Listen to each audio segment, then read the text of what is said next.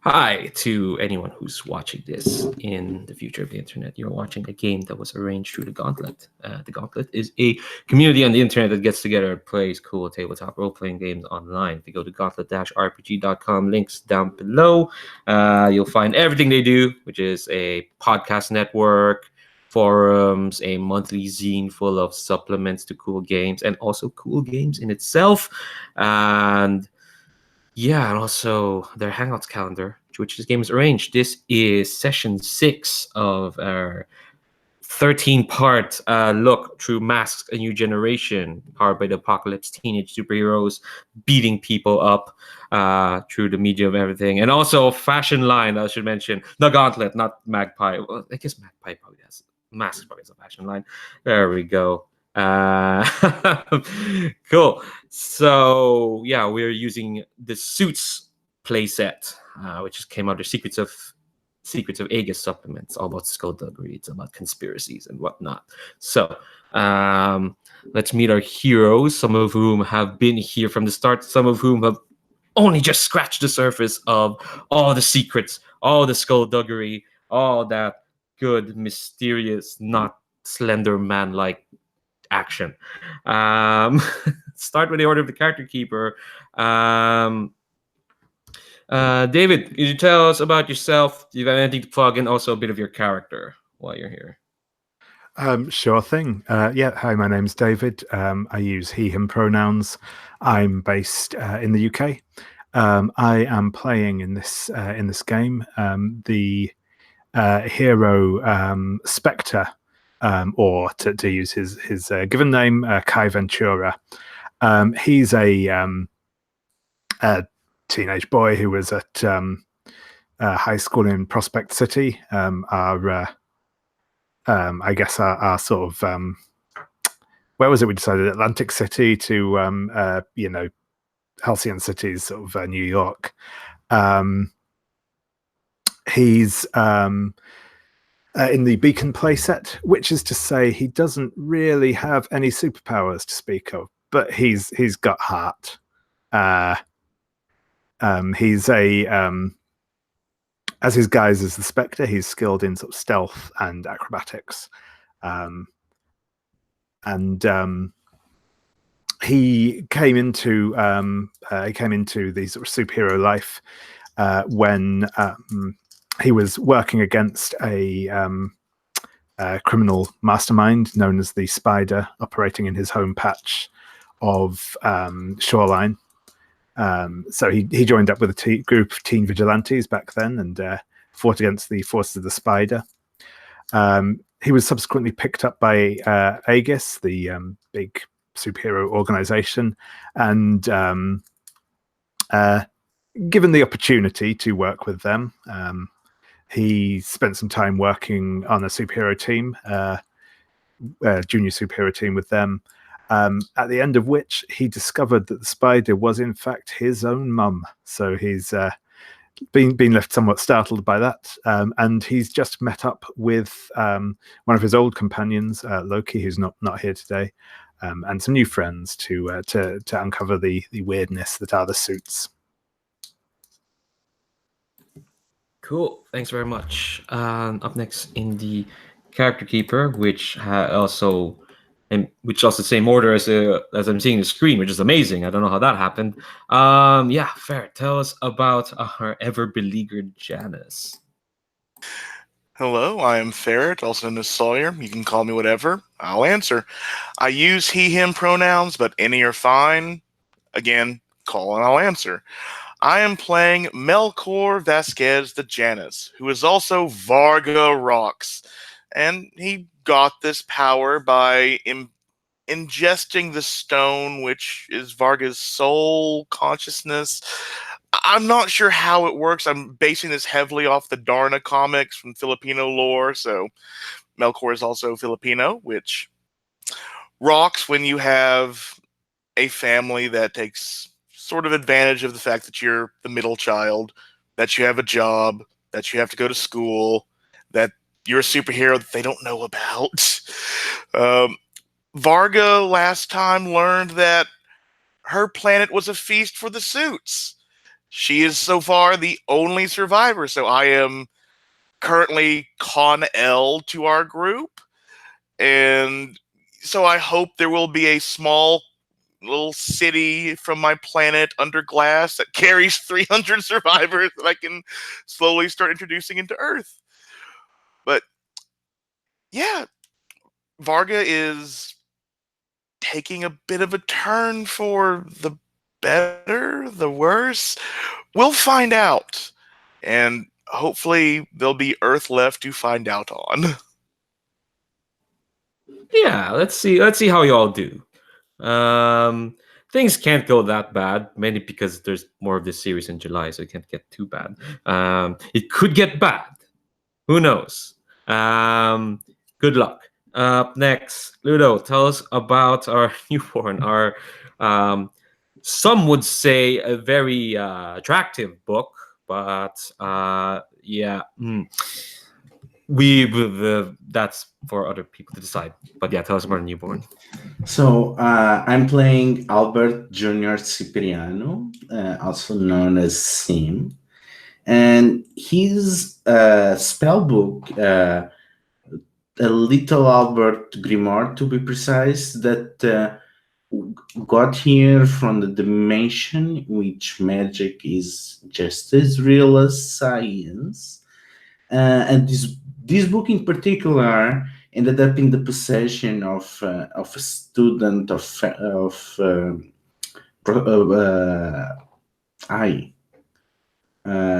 of the academy that sold it from to a book dealer, a muggle that even if he does not have powers, he has a deep interest in them. And because it was an artifact from other dimensions, it was seized by Aegis. He ended up under the caretaking of techno wizard. Basically, the touchdown I gave was if John Constantine never went beyond the Newcastle punk scene. But the thing is, he had no interest in such an obsolete view in magic, but something, maybe the accumulation of magical energies as a side effect of some arcane algorithm, or due to the tampering with dimensional forces just happening next doors. The book awakened sentience and a deep interest into humanity that managed in getting a form that is more harmonious to understand humanity and to perform awesome feats of magic.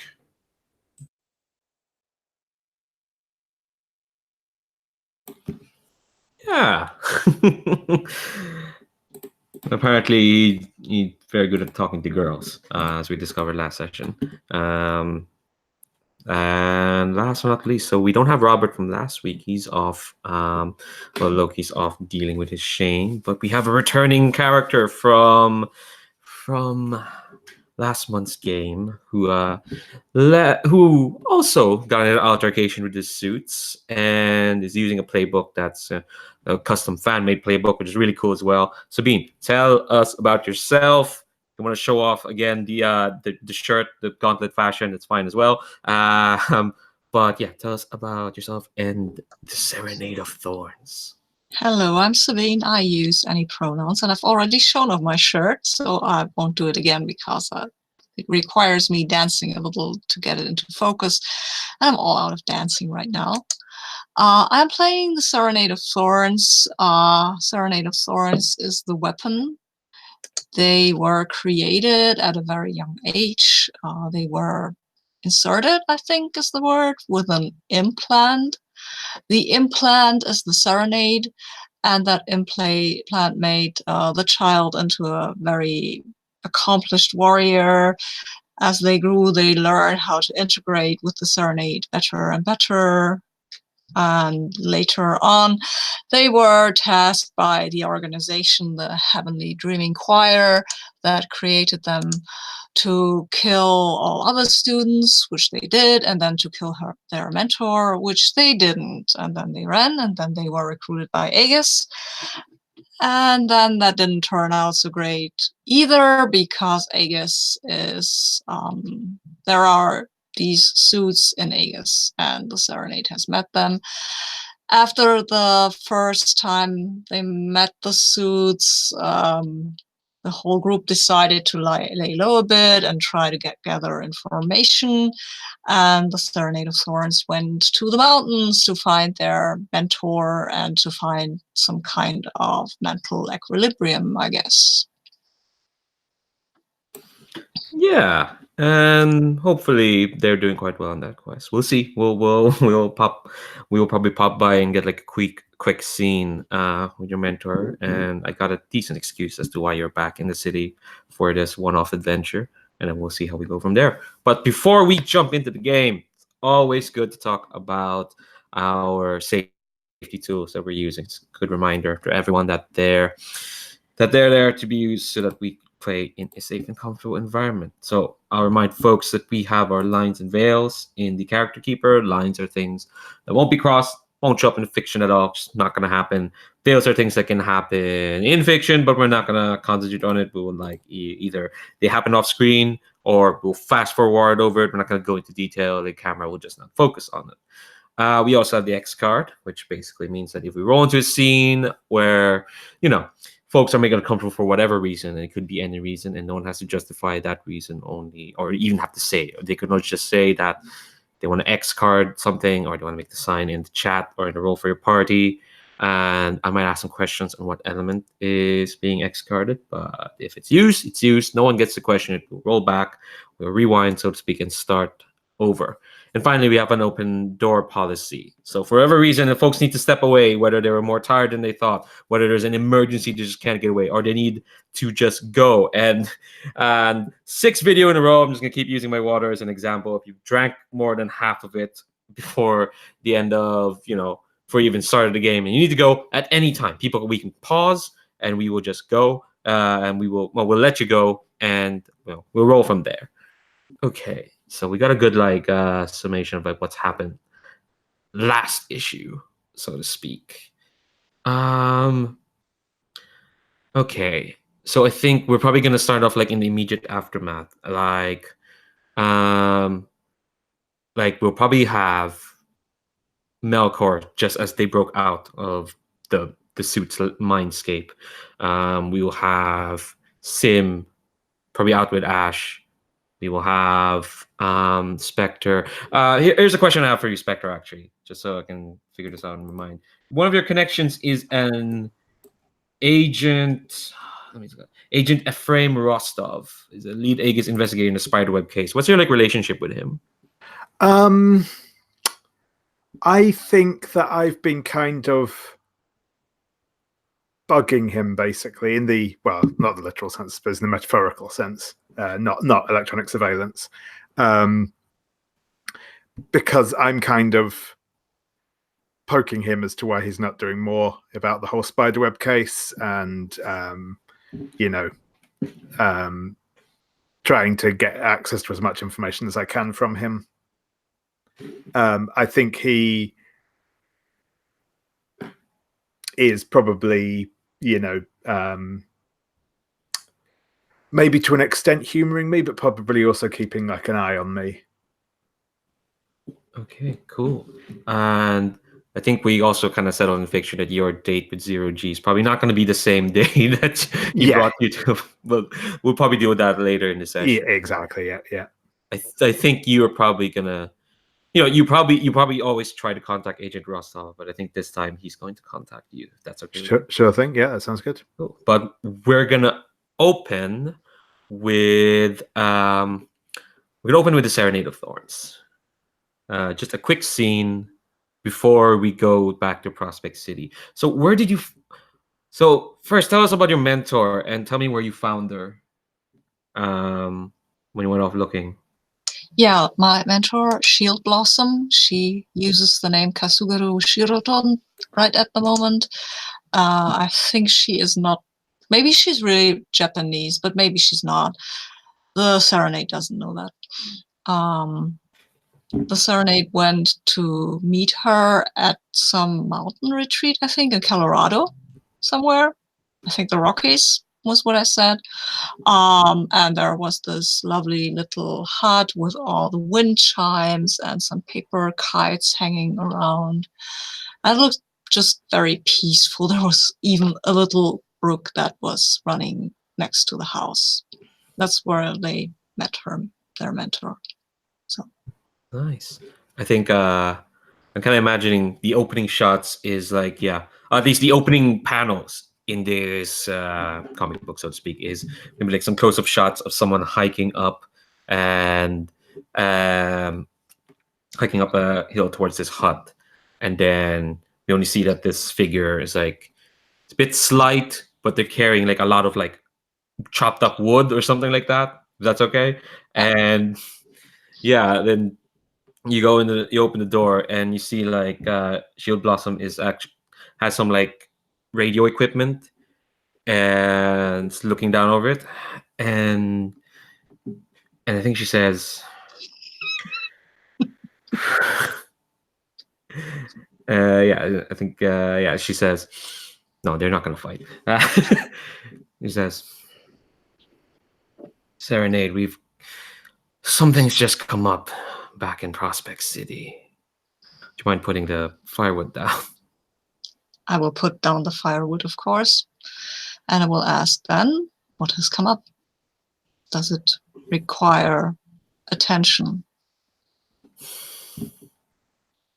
She sighs, and that's this thing she does a lot, because she kind of turns and you see she's doing the mental calculus in her head, and she says,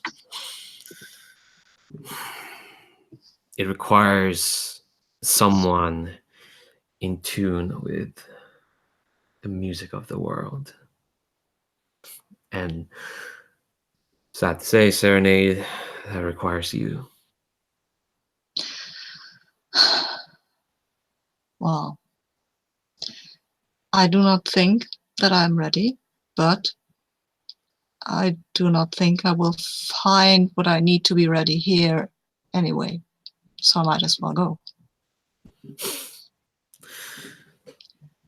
Well, I think she kind of like has a reproachful smile at that, as if like, what is this whole thing not working for you? But yeah, I think she says, what did she say?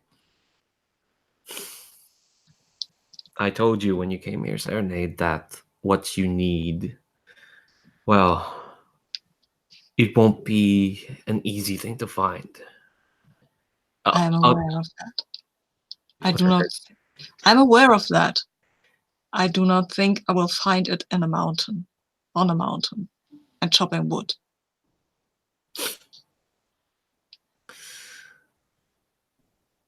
Well, I wouldn't say you'd find it here. I would only say that, much like everything else, this is a step. This is one part of whatever's next. And I had hoped from here, away from everything else, we'd figure out where you should go next. But it seems where you should go is back to where you came from. Back to where I came from. Back to the old country. No, I will not go there. I think she realized what you just said. She's like, I will not rejoin that dreaming heavenly choir. I didn't mean. I'm out of practice, clearly, with this. I apologize. Serenade. No, I only meant that you should go back. You're meant to go back to Prospect City. The Dreaming Heaven Choir, from what you've said, I think you and I have firmly left them behind. Whatever part of our journey is next, they're a step that we've used to go somewhere else. Wherever we go is not back to them. Maybe through them, but never back to them. Good, then we are agreed. I will gladly go back to Prospect City. Somebody there has made me a promise, and I have not collected on that promise. I'm glad to hear that you'd consider other people worthy of keeping their promises, Serenade. I was afraid. I was afraid that would be beyond you. It is not beyond me. I'm not a machine. Yeah, her I approach is- learned that I'm not. She's gonna put both hands on the shoulder and says, That's such a beautiful. You can see she's actually like overwhelmed in emotion because she's trained you. She kind of raised you up with the choir, as the choir dictated, but no, she's like, she feels very proud, and no, it actually, like, she's tearing up and she kind of turns away. She, I think she can tell she's not as mysterious to you as she was back then. I have a slightly mutinous expression, like a teenager that gets told what they are supposed to do, because I believe that what the Serenade is trying out to do is being more whatever they are. Yeah, what's the Serenade doing? The actual Serenade itself, as you're talking to your sensei. You mean the implant? Yes, the implant. It's kind of, it's quiet. It's been a bit more quiet since our confrontation with the suit, I think. So the music of the Serenade's music is still in the background of Serenade of Thorn's head, but it's not as dominant as it used to be. That's why they get to make this mutinous expression. Yeah, and I think that mutinous expression, which I think is not expression Shield Blossom is used to seeing on you. That's actually what's kind of making her tear up. That's why she's turning back away to the radio equipment, and she just says, "Anyway, you'll meet with your with Agent Fumero, and she'll tell you what she needs you to do in Prospect City."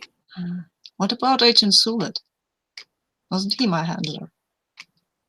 Agents, we've tried to find out where he's been, but from what Agent Fumero's gathered, he's in a deep cover mission on the behest of Howe Division. Well then, I will go to Prospect City and find out what I need to do there. Agent Fumero says you will possibly come into contact. Actually, no, let me rephrase that. You will come into contact with something quite akin to what the choir's been searching for. I am overjoyed. Well, I can tell you're bursting with happiness about having to do that. I only impart what the best thing you can do standing up against something like that. And that's to be brave. She turns back to you. Are you saying that I have not been brave?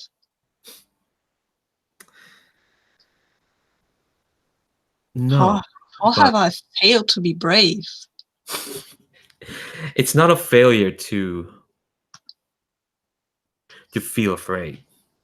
Serenade. I am not afraid.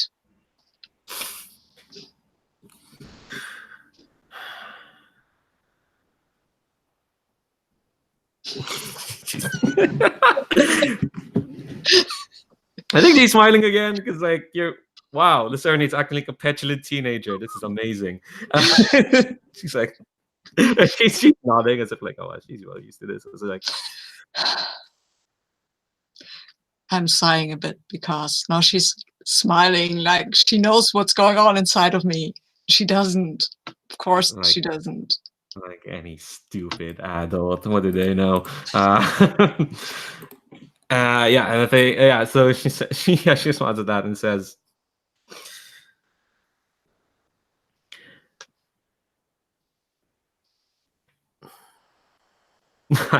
yeah, I'm not sure what she was gonna say. Only that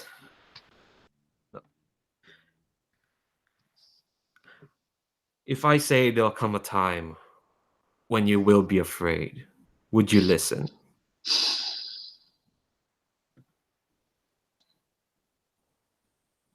Because don't tell me you've never been afraid, Serenade. Because if not, then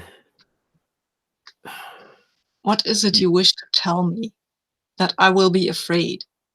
Fine. Then I will be afraid. Then I will still be brave. I've learned that from you. I will go and I will be brave and I will vanquish whatever needs vanquished or die in the attempt. Because that is what I am, isn't it? you, Serenade, you should be whatever you want to be. We've taken that away from you. I am trying to find out what I want to be. Well, trying to find out is hard, and I can only give you so much. I can only give you what I know. But the point of figuring out who you are, it's something unique to you. And I can only give you so much. And your friends can only give you so much. And every other person you trust and people who you don't trust will try to give you so much. And in the end, it's up to you to figure out how to put that all together. Yes, I think I'm learning that. I think she is trying to shift your labels, actually. Hold on. Yeah, she is trying to bump your superior up, actually. She's trying to get you to be smart. I don't want to be smart. She's bumping your freak down. No. Okay, all right. No. Okay, all right. Okay. I don't want her to bump my freak down. I like my freak. That's part of me. She doesn't get to tell me who I am. Yeah, she just thinks you should, I think because she raised you up in this choir, she probably kind of sees you as like, maybe you should be a bit more normal. Yeah, right. Okay, so yeah, roll straight up. Hold on, let me check out. You can uncheck those conditions. It's been a while. Yeah. They're dated by now. Yeah, Amazing, you didn't get taken out last time we saw you, given how many conditions you had. Yeah, it was pretty close, actually. So I have to roll like rejecting influence. I'll roll straight up. Okay, very nice. Where are you?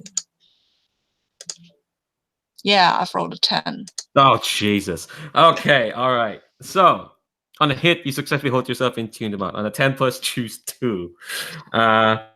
Mark potential by immediate action to prove them wrong. Shift one label up and one label down. Your choice. Or cancel their influence and take +1 forward against them.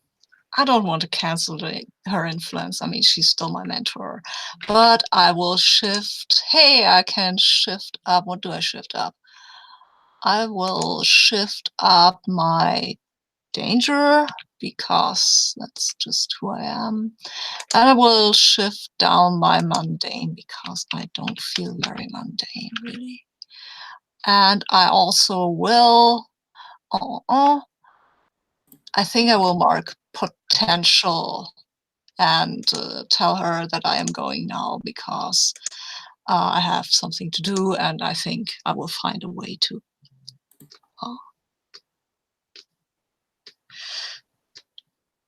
I will Yeah, find a way to find a way, whatever that I'm going.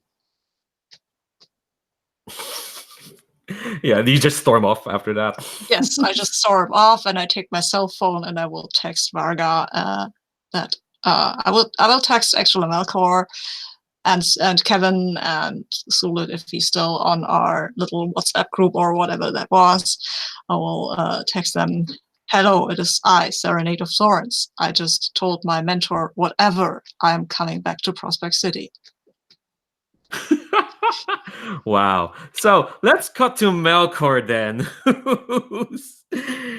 Yeah, so we cut off at a cliffhanger, and probably the comic book readers like, why are we spending 2.5 pages having this heart to heart with Serenade, who's off doing their own thing?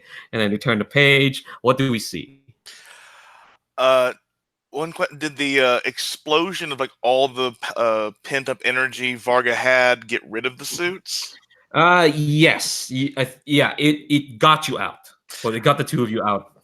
And I think you're probably back at Enid's apartment. I think like the apartment is just in like some excess energy is like leaking out. Melcor is just on the ground in that kind of like kneeling superhero pose, arms slightly to the side, just all this smoke rising off of him. And he just doesn't know what to feel.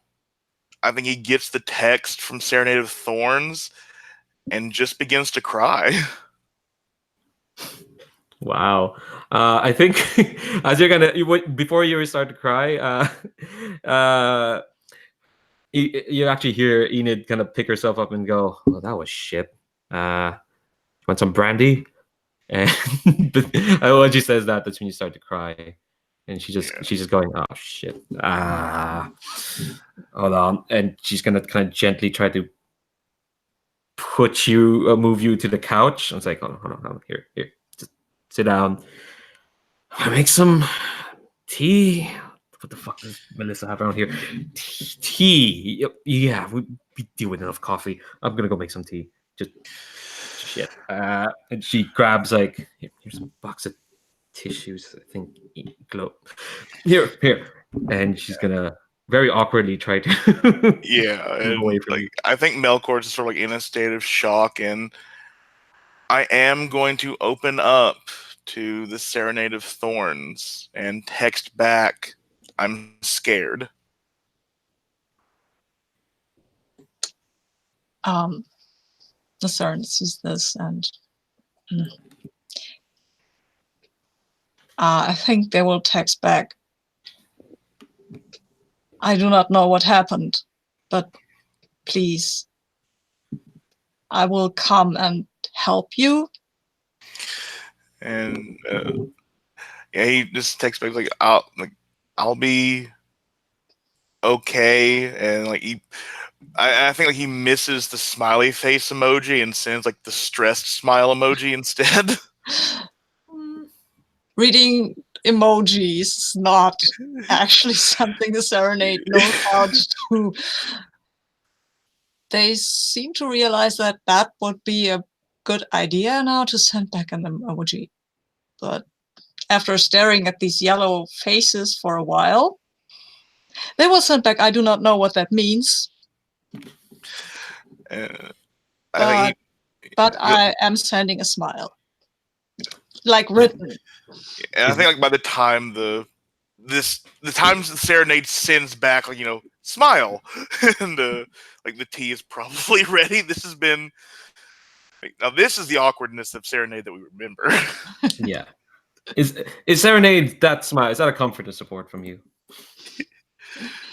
Yes, of course. Of course. I'm trying to comfort and support him. Wait, I have a move for that.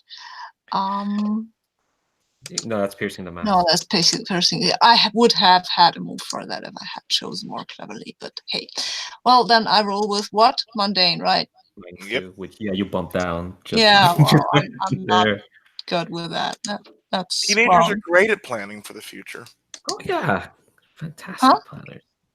Teenagers Teenagers. are great for planning for the future. Yeah, right. So I've got 3. Hey, so I get potential. So Yeah, at least.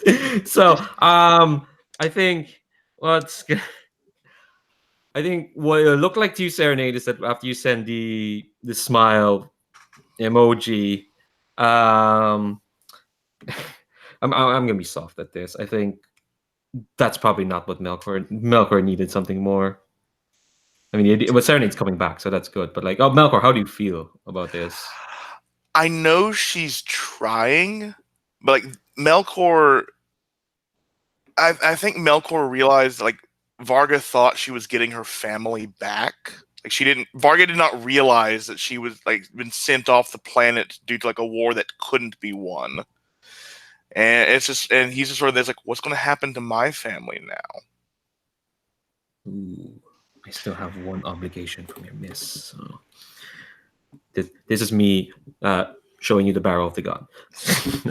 But yeah, so I think as you're kind of feeling there, yeah, Enid kind of like just dumps not dumps, but like sets down a teacup in front of you and says, "Drink."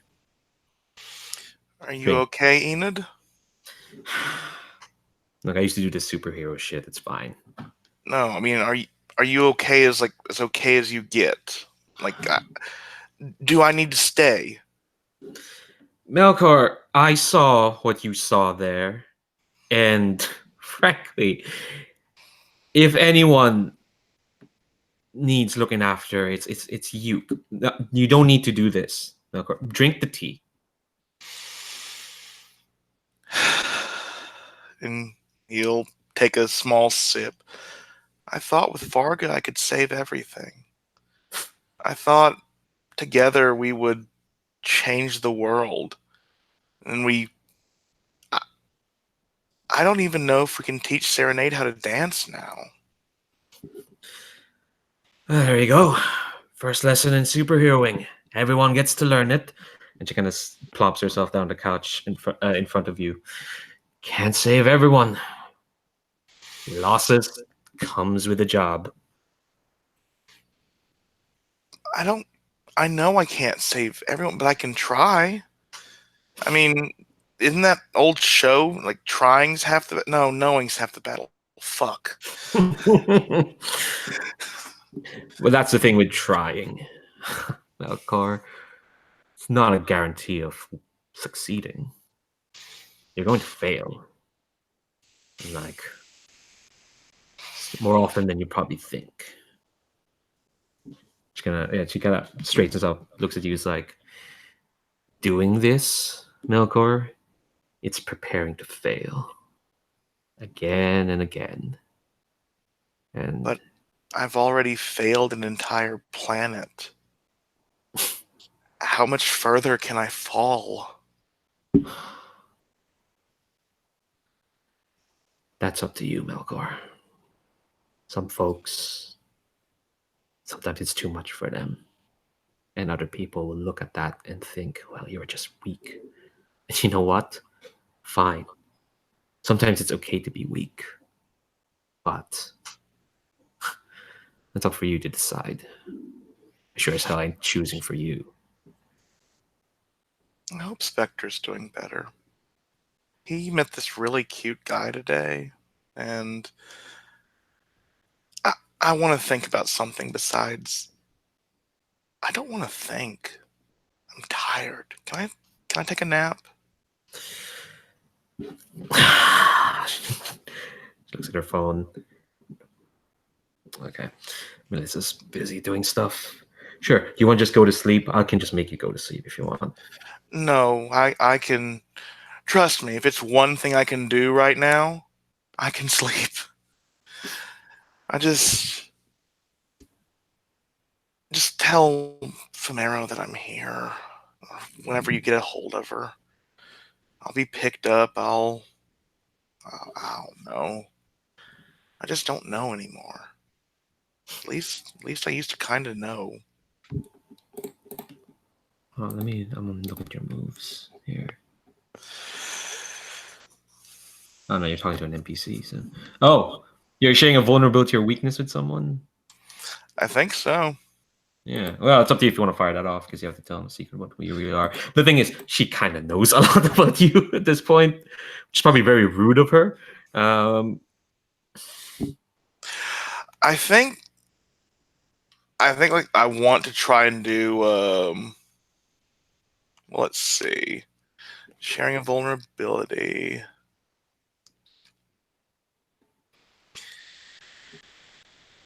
Yeah, I'll let her know that basically that Varga that I'm now afraid of what Varga might become. Pretty much. And I'll shift mundane up and savior down. She actually snorts at that. It's like, well, this not this fucking superhero life.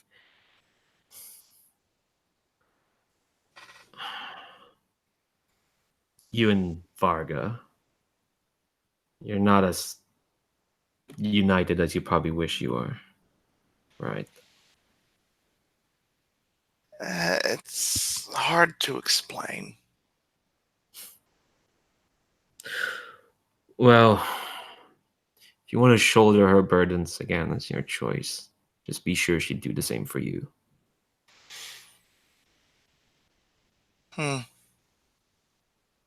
You have Anyway. some good advice under that bitterness. Tea's good, by the way. He finishes off, and I think just like, he hands her the cut back and just like falls out, like flumps onto the couch. Yeah. I think when we see like in the comic books, there's a panel of Enid just like looking at Varga, just looking confused and tired. There's a lot of tired adults in this series, and I think she's gonna just stand up and pull out the covers and cover you up, and walk back to the kitchen, clean up and whatnot. So yeah, let's cut to Spectre. I think at this point, you and Zero G have probably said your goodbyes for now. Yeah. And I think as you're probably, I don't know, walking out of the streets and whatnot, a car kind of stops in front of you. You've been bugging Agent Rostov. What is this car like? I think it's like your kind of standard, government sedan type thing. Though it's possibly like not the newest one. It's a couple of years out of date. Okay, so I think car pops by, the front door opens, and it's. Sorry, I'm imagining this in the UK's existing the UK side. No, this is America. So yeah, car opens inside. All right, kid, you and Agent Rostov's and the seat and the driving is like, get in, kid.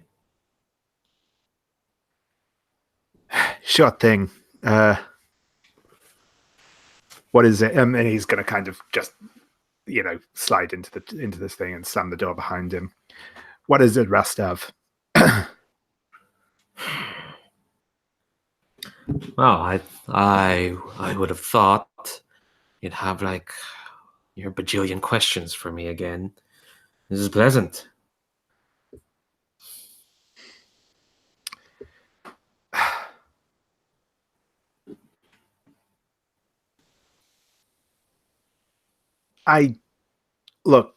It's been that kind of day, okay? I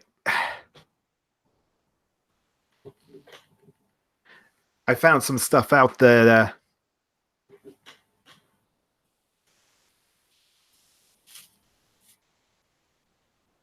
Well, I wonder if you already know about it. You know what I mean? Are you talking about the myriad secrets behind the walls of Vegas? Try me.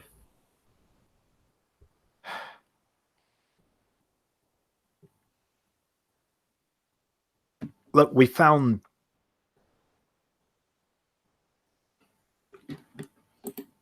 Apparently, Aegis have been doing something to people off the books. You know, like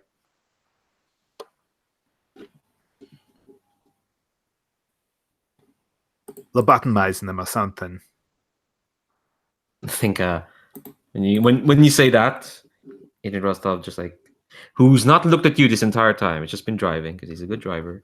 He just surreptitiously like presses like a button, and you can kind of not see it, but like it's like it's like that feeling that the car kind of like almost like locks up.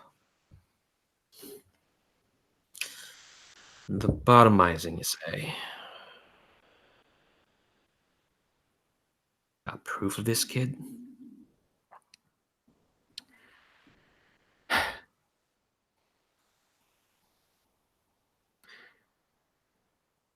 Not exactly. No. So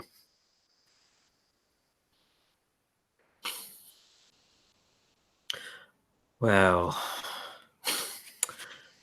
it's nice to know you've moved on from one concern to another. Not to say you shouldn't be concerned about your mom, but has she contacted you in any way? in the manner of speaking, yeah. That's kind of how I found out about this whole situation. Huh. Interesting. I'll tell you. Oh God.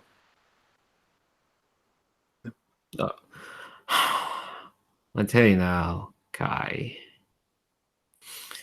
Part of why I've not hadn't much to say on this case is, quite frankly, your mom is good at keeping to the shadows. There has been a whiff of activity within the spiderweb for months on end. Not since that whole debacle with the restitution, which you were involved with, if I remember correctly. Yeah. And now suddenly they've been coming up again. There was a report a week ago of spiderweb of operatives targeting one of our own, and now this. Kid, if part of why I never wanted you to get involved is because you will be dealing with things that, quite frankly, you're not equipped to deal with.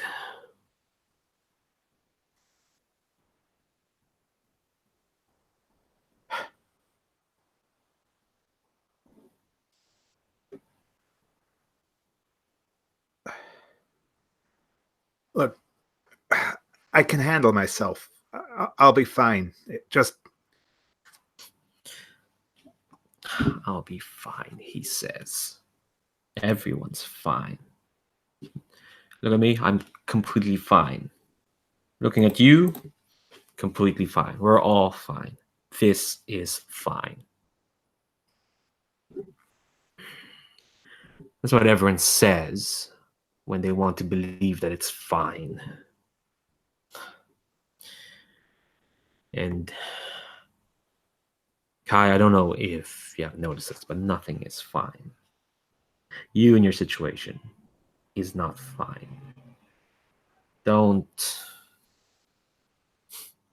do that teenage bullshit thing and think I'll buy that you're fine. Because how in the hell can anyone be fine in the position you're in? Well, I mean, I ain't saying it's exactly ideal, you know, but Ideal, he says.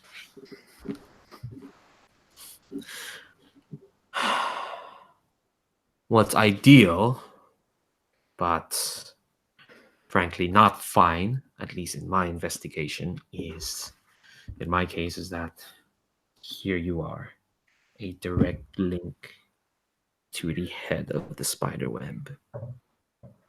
And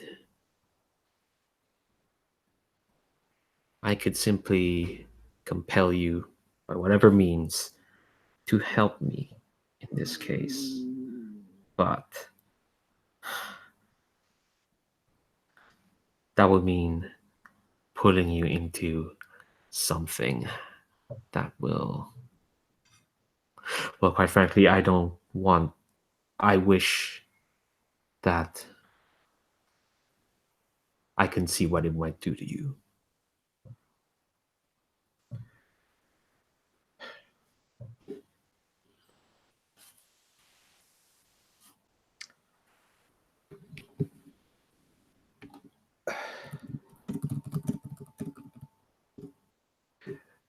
this.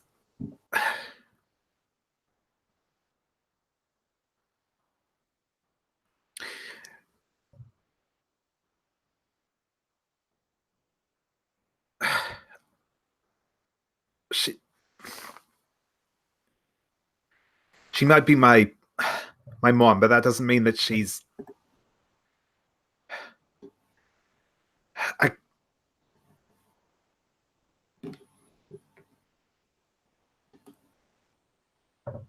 The way she always brought me up, she wanted me to stop her.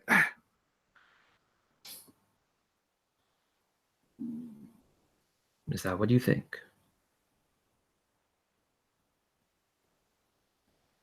Or do you just want to stop her?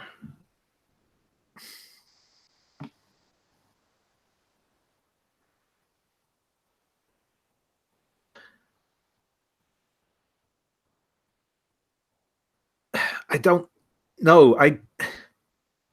Before I knew it was her, I wanted to stop the spider, and now that I know it's her, if I stop, what does that make me? Someone who believes in justice. Because you said you're doing this to stop the spider. And you know what the spider has done. If it makes you feel better, just think of what the spider has done. For now.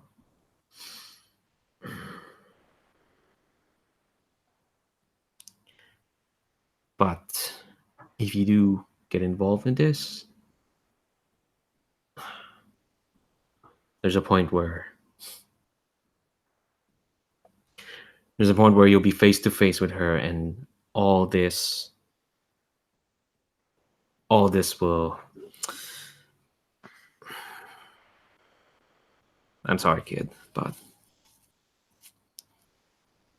if you don't walk away, you'll have to face her at some point.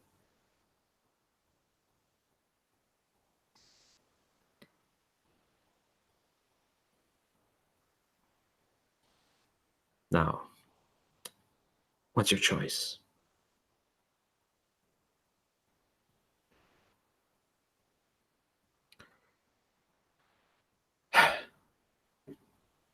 I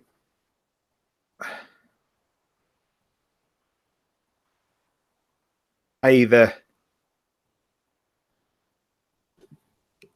ignore her and carry on doing what I'm doing anyway, but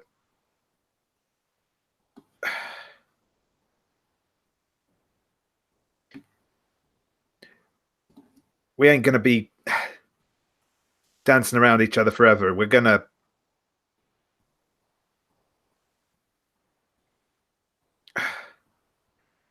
look. She knows now that I know, and I think I got to talk to her about this whole thing. So he nods. And he says, well, tough choice, but in my view, it's better than running away. I'll look into your lobotomy case then. Kai, you do a little off the books investigation for me. This does involve the spider web, but do you remember that knife you and your pals managed to stop from getting stolen? Yeah, the tuning fork or whatever it was called. Tuning knife or whatever. That knife has resurfaced, even though it should be in Aegis custody. And looking around to my contacts, not only was when that knife was resurfaced in some harebrained mission involving another Aegis agent, the rumor mill was spinning about the knife to all concerned parties, including our pals, the Restitution and the spider web. Now that's incredibly sloppy for Aegis work. It's almost as if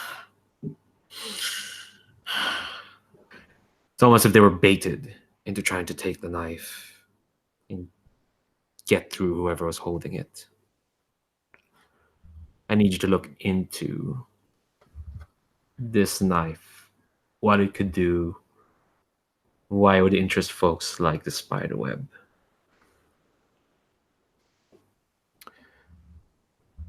Sure, I can try and find some stuff out. Poke my nose in where it's not wanted. It's well, kind of what I do. He nods and he pulls out a business card and hands it to you. Start with this man. His name is Weird. Or at least that's what he claims his name to be. He's a collector of some sort. Sure thing. Yeah. So he nods and he says, not gonna lie, kid. Whatever the end of your journey is, it's not gonna be pretty. But it's good to know you'll stand for what's right. I think he's also trying to shift your labels. All these grim adults trying to shift people's labels. He is. Let me look at your labels. I'm looking at the wrong one. He is trying to put your mundane down and your danger up. Actually. Ooh. I'm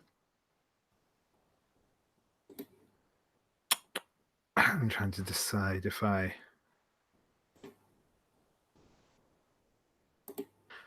am going to attempt to resist. Cool. I'm almost certainly going to fail, but I'm going to try.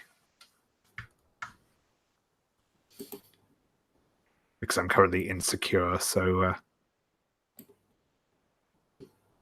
Good luck. yeah, well, that's a rolled a 5, so yeah, that's a total of 3. Jesus. Okay. God. Oh, let me look at this map. Okay. All right. So, phone rings in the car, not yours. He reaches up and says, "Agent Rostov." Yes. Look, I didn't think I need to have to clear. Okay. All right. And he reaches the phone. He passes over the phone to you. Hello? Hi, you're. Hold on, let me get the. I want to share my name right. You're Caetano Ventura, otherwise known as Spectre. Yes, you're currently in the car of Agent Ephraim Rostov. Yes. That's right, Chair. Hi. Well, my name is Viviana Sarah. I work at Superhero Liaison here in Aegis, and I just wanted to be. I want to ask Agent Russell what exactly is that him who is doing investigative work is suddenly doing piling around with a teenage superhero who is we are registered as you were a part of that training program, but I wanted to be exactly sure as to why it is that you're in his car. He offered me a lift. I, knew him from back at the office. Mhm.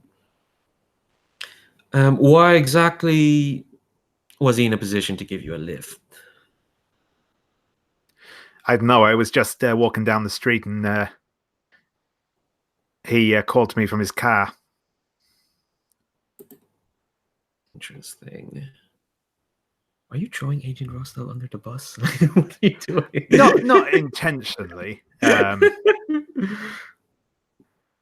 He Okay. he said he was heading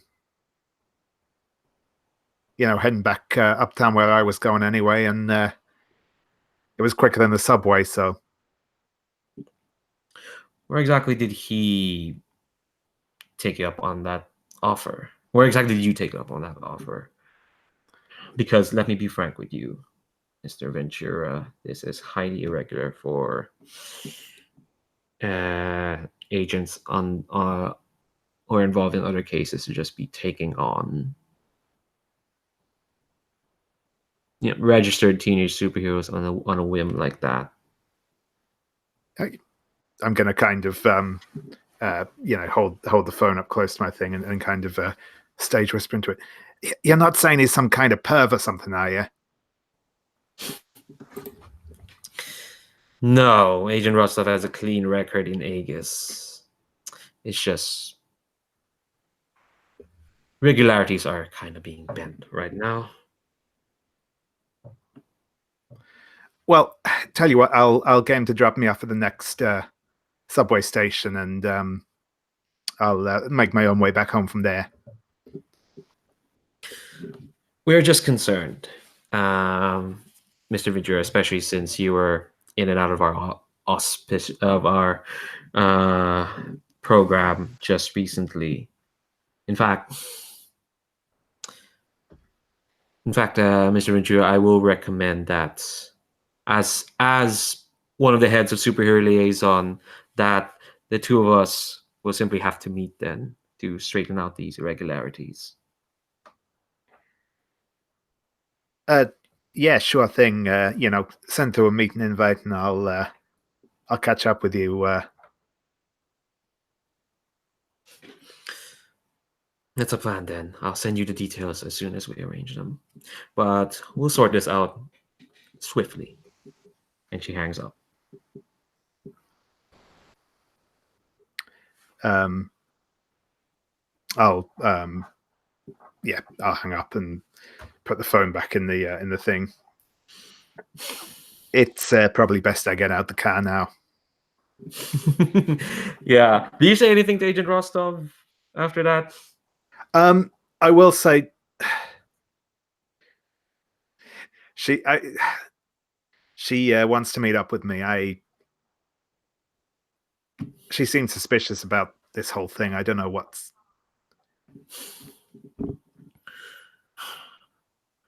Sarah's a fine sort, usually, but I guess this is just what happens when folks get promoted. Suddenly, lots of responsibilities. I'm sure she'll be fine. She was a former superhero, if you don't already know that. Yeah, I think I heard. I'm sure she'll take care of you. Anyway. Yeah, he'll drop you off. And Where does he drop you off? Where do you go?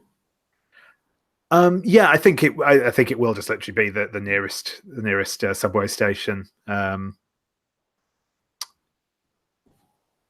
Okay, cool. I think because we've been here for a while, probably take a break. I'm sorry that Ludo, we've not gotten to you. I think I'm gonna retcon a bit of the last session, Sim, if that's okay. I don't think you managed to talk Ash out of going out that day. I think she actually says tomorrow. Can we do it tomorrow? So we can open up like the next day with the two of you out in Prospect City. Is that okay? You know? Yeah, that's fine. Cool. All right. Let's take 10. That's all right. And then we'll come back and everyone's back in Prospect City and we'll see where we go from there. Oh my god, Ludo's thing is animated. Look at that. Holy shit. Anyway, BRB.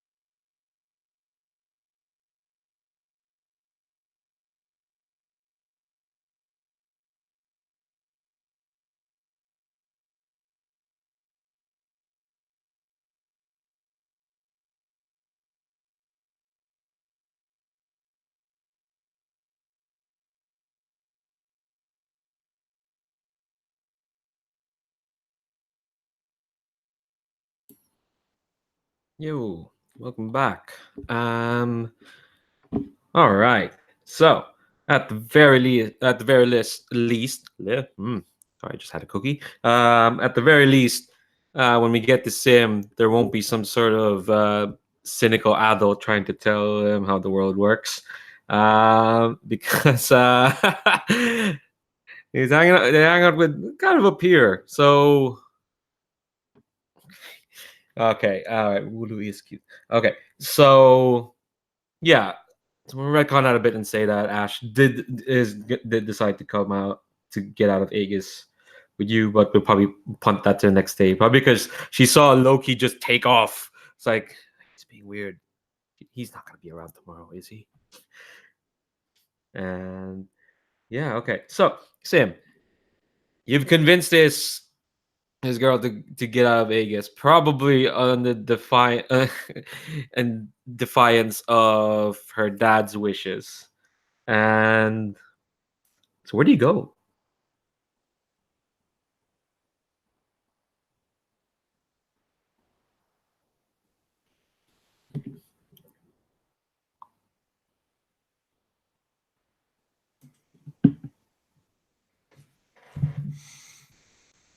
Good question, because basically the idea is that they will go down to some hot dogs, maybe see some music.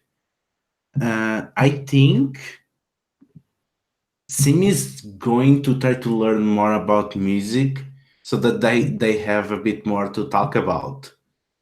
So I think we see Sim in I don't know, maybe an old style record store that somehow has survived into the modern era. Yeah, that could be fine. We're gonna have to define Ash's musical taste. Okay, she likes 70s British punk bands. God, where's Alan when you need him?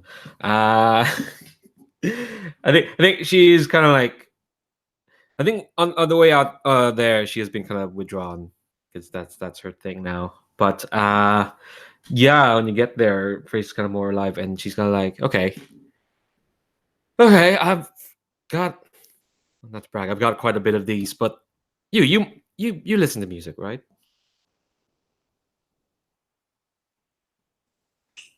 Who? You. Who? Hello? You. Who? Are you doing a you're doing a thing, aren't you? You're doing a thing. Can you can you answer the question? I'm sorry, I don't think I understand it. I'm, okay, I was just asking if you listen to music. I want to know what you like. I mean, if music is playing, I'm listening to it. Okay, wrong question. Clearly wrong question. Okay. What sort of music do you like? Huh. I think I like the good sort of music. Well, what music's good to you then? Like, what do you think is good music? I think probably the same logic what makes a good book. If the words have poetry, you know, if the silence and the empty space pull as much work as the words. So I guess that's what I can appreciate in music. Oh, does she know your book? Actually, did you mention it to her? No. Okay, cool. All right. Okay. I think she squints at you. You say that's like, okay. So using that logic, what do you like then? This might sound pretty corny, but I like music with magic. You know, when it's like the words it's like they take you to their own world. It's like you're connecting with the emotions of someone that can be a world apart or dead for centuries. You know, musics that transcend sound or fancy words or Oh no. Oh, this is gonna be difficult. See, the thing is, Sim, all music kind of does that, but it just depends on what music to some people. Like think about it. Music's just, and she's gonna go to like, she she she's looking less withdrawn as she suddenly starts talking to you about music theory, and she starts talking about like don't you think like music is kind of like its own magic? Like it's when you look at it clearly, it's a bunch of atoms vibrating in your ear, and and, and when they vibrate a certain way, and then suddenly you just feel sad. Like that's messed up, isn't it? Like there's a specific rhythm of atoms bouncing in your ear that can make you happy every time they bounce in your ear. That's like if that's not magic, I don't know what is, Sam. It's so much. but at the same time they can make you sad and at the same time happy.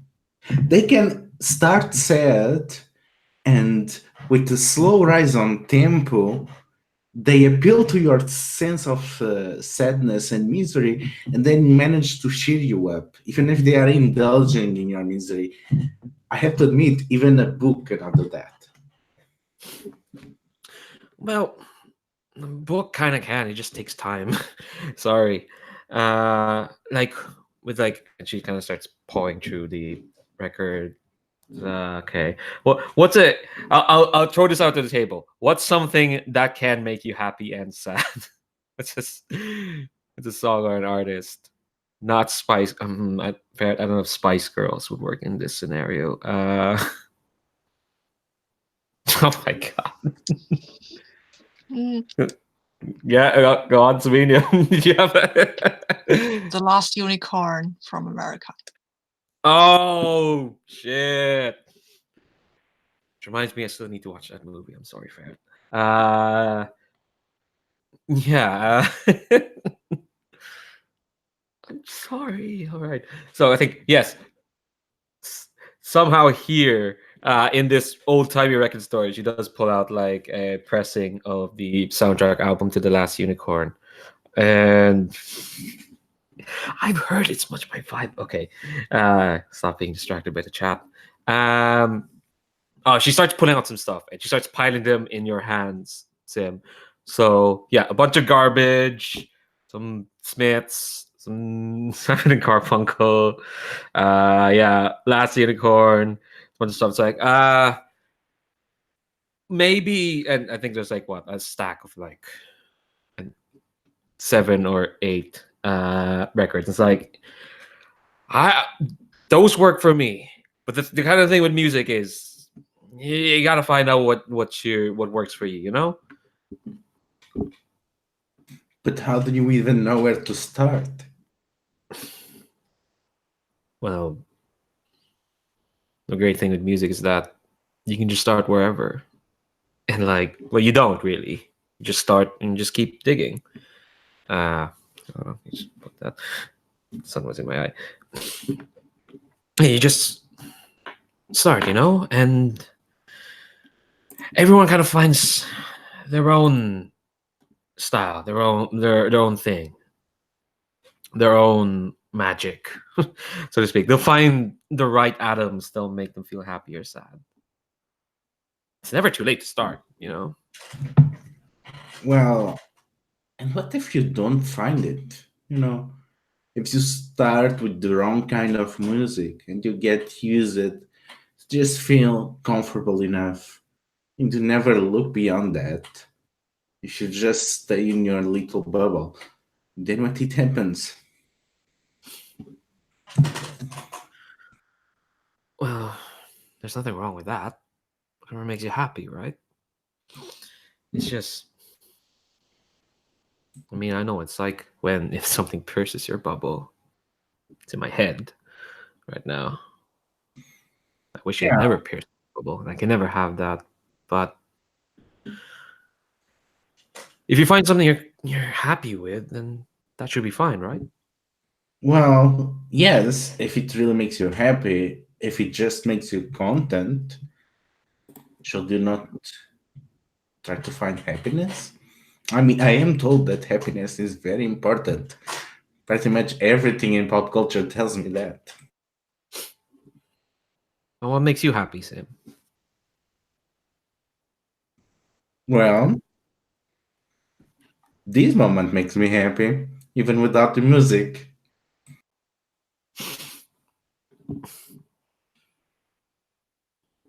Yeah, I think and she blushes. That kind of looks down. Yeah, this moment's happy.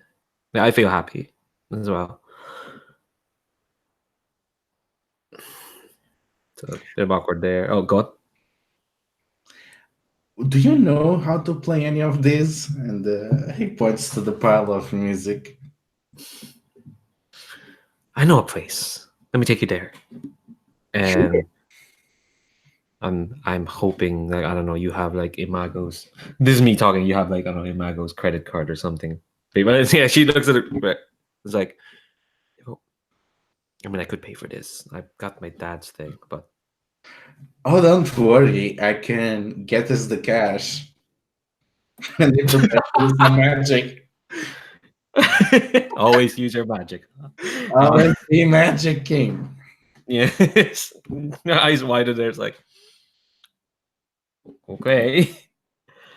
Like normally she probably has something to say to that, but that was just she's caught in the moment. And I think actually when you're like stepping out of the record store with all those records, the panel, the shot kind of backs away in the next panel, and we see kind of like watching the two of you is equipped with a hot dog, so she's not conspicuous. It's Agent Romero, and next to her is Serenade. And Agent Romero says, "That's the one we need you to keep an eye on. Which one? The girl with the records. She's a lot of stuff happened to her, and to make a long story short, she has something in her that's kind of like what you have." What is her designation? What she has, God, it's designated as the Apocalypse Sonata. I like that. It gives you a look. It seems very final. Sorry, say that again. It seems very what? It seems very final. She doesn't know what to say to that. And she just angrily bites a piece of hot dog, and she just says that Apocalypse Sonata. And I think she kind of gestures you to kind of follow, but at a pace as we followed the two. And she says, "Oh, you're gonna say something?" Are we not going to speak to them? In time. Very In good. time. In fact, I would probably prefer if you were the one to speak to them, because right now that boy over there is breaking a lot of Aegis regulations by taking her out of Aegis in the first place. I like him too. He's a delight. But right now, the two of them are flouting quite a number of regulations. And normally I would step in, but you remember what myself and Loki talked about. Yes, I was there. And he told me what you experienced. That girl over there is the daughter of Agent Marcus Hyde. That is You the met- Howl division person, isn't he? Yes. And I've been thinking about what Loki said, and it strikes me as funny that a daughter of someone who works in Howl would, out of nowhere, just happen to have a piece of this sonata within her. It's it's too much, you know.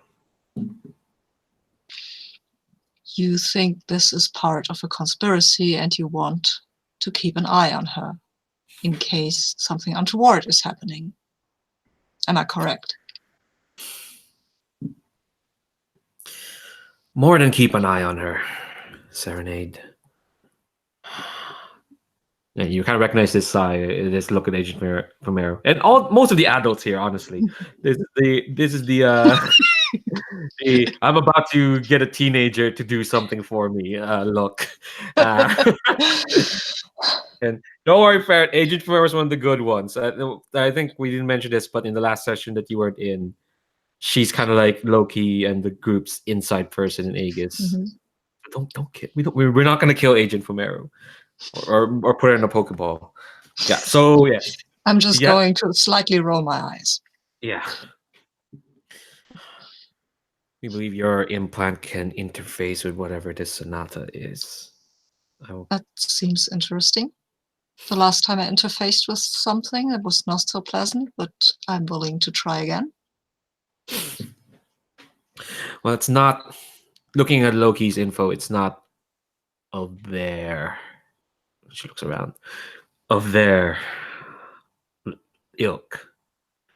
It's something else. It's something incredibly powerful. And quite frankly, I and everyone else who knows of this would probably rest their heads better if the daughter of a Howl Division agent didn't have that sort of power.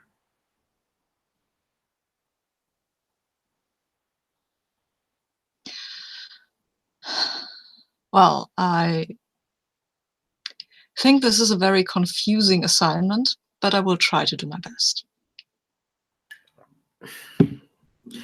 She eats the rest of her hot dog. Oh, gone? Agent Fumero, please do you understand that my previous assignments were usually go there, hit this, disable that. I am not a spy. I will endeavor to do my best, but it is not my area of expertise.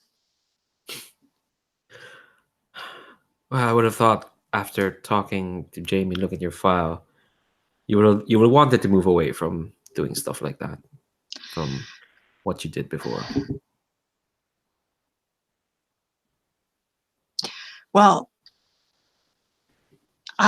this was just a warning that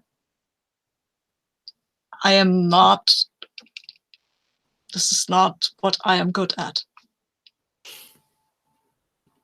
I am good at ripping things apart and hitting things.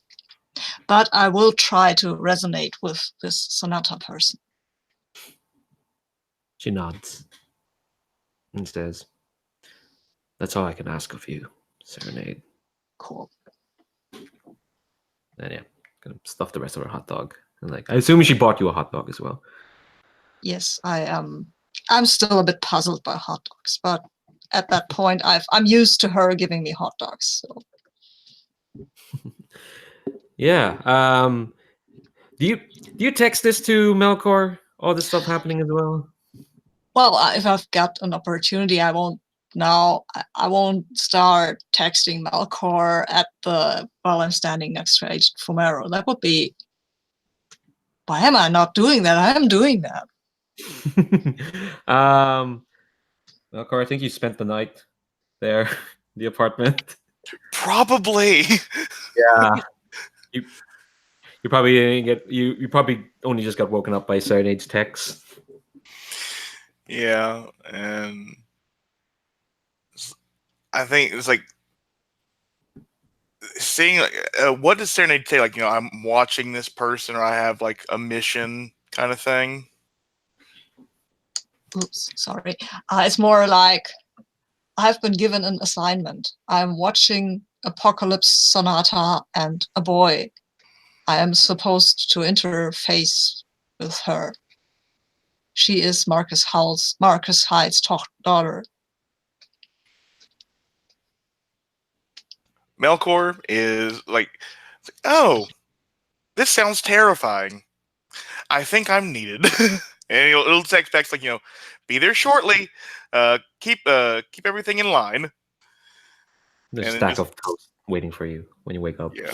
I think he will just anime Sailor Moon, piece of toast in his mouth, run. Cool.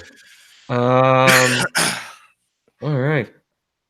So before we get to that, I'm gonna position where Spectre is, and I'm gonna just blatantly say that yes, you're all being positioned to all be in the same place.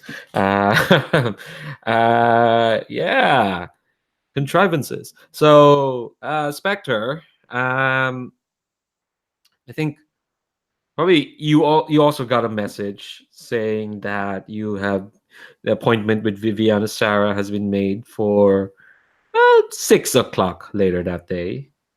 So plenty of time. And you also got a text from Zero G saying, "Yo, we still down for 6 tonight?" No. Sorry, you failed to roll. There had to be Yeah. Yeah, right. So I think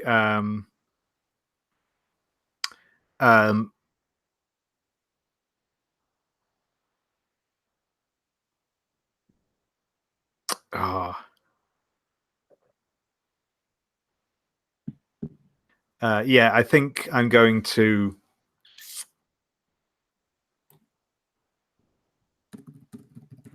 no,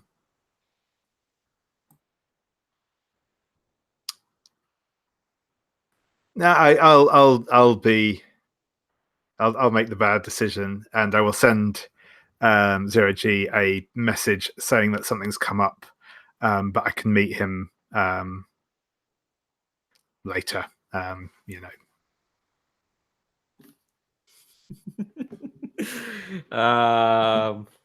think I don't think you get a response just yet. But he has seen it.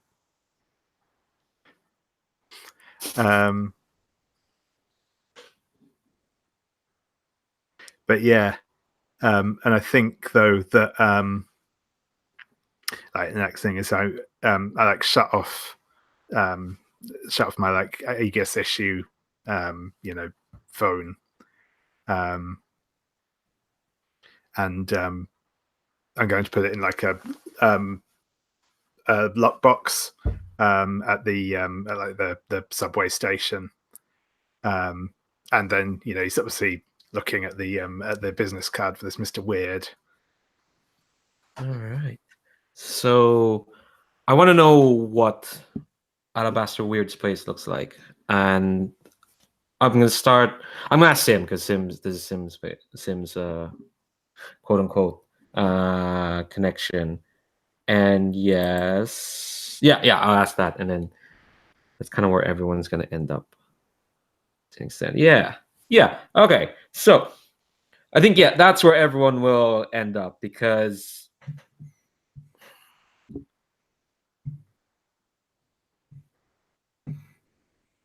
let's paint the scene. Yeah, no, it's all cubic. So just to reread Alabaster Weird's description: Muggle collector of arcane, doting parent of Cipriano, failed magician. It's kind of Sim's main guide to the world. I'm imagining that he does have, he's got that kooky, store or archival place, or just, store with shite all over it, inside it. But I'm also thinking he's one of those cool people who has some sort of rec room at the back where he lets the kids hang out. He might have some Pac-Man machines. Who knows? Yeah, he's got some areas of I forgot how to pronounce that angel's name, but he can't be all that bad since he took you on, Sim. Can't be that allergic to kids or to teenagers. Yeah, that's kind of what I'm imagining. So like, yes, I do want this paint a scene from each of y'all. Let's start by like kind of what I'm imagining the order of what of y'all getting there. I think Ash, just when Ash kind of drags you there. What do you say actually, Sim? When Ash kind of takes you to Weird's place. So I will say that we pass nearby and seem pretty excited. Oh, you showed me one of your favorite places. I shall show you mine. I love Weird Shop. And we come in, and there is this vast two-floor shop front filled with books, all different limited editions. And then you can hear the song of vintage arcade games on the back, as well as the smell of hot cocoa. That's such a homey place. Um, okay, so before we get to Ash and Alabaster and Sim, I want to know from Melcor, what about this place is uncanny to you? Well, having been raised a good Catholic boy, probably everything. But I think like what Melkor would like first notice, like the Solomaic key, just because like his grandmother is kind of into like she's into magic just to know what to avoid, suffer not a witch to live kind of thing. It's like, oh, I know what that is. I'll stay this far away from it. Okay. Serenade, what does this place sound like to you? There are Beyond these the arcade. there are these arcade machines, and they're beeping and they're humming. And but I think if this is a bookstore, like I'm imagining a bookstore with arcade machines in the back right now, if that's right. Maybe the sound is a bit muffled though, because there's all these shelves and stuff that makes it more quiet, more muffled. Everything is dimmed in a way. Yeah, there's that gravity of all that knowledge in this place. Yeah, but the dust falls very orderly, in a very orderly fashion. It's weird, but interesting. But weird. That is weird. Yeah. And Spectre. I had a question. It's on the tip of my head now. Shit. What was that question? Oh, now I'm doing that thing where like I'm trying so hard to think of it that I can't think of it.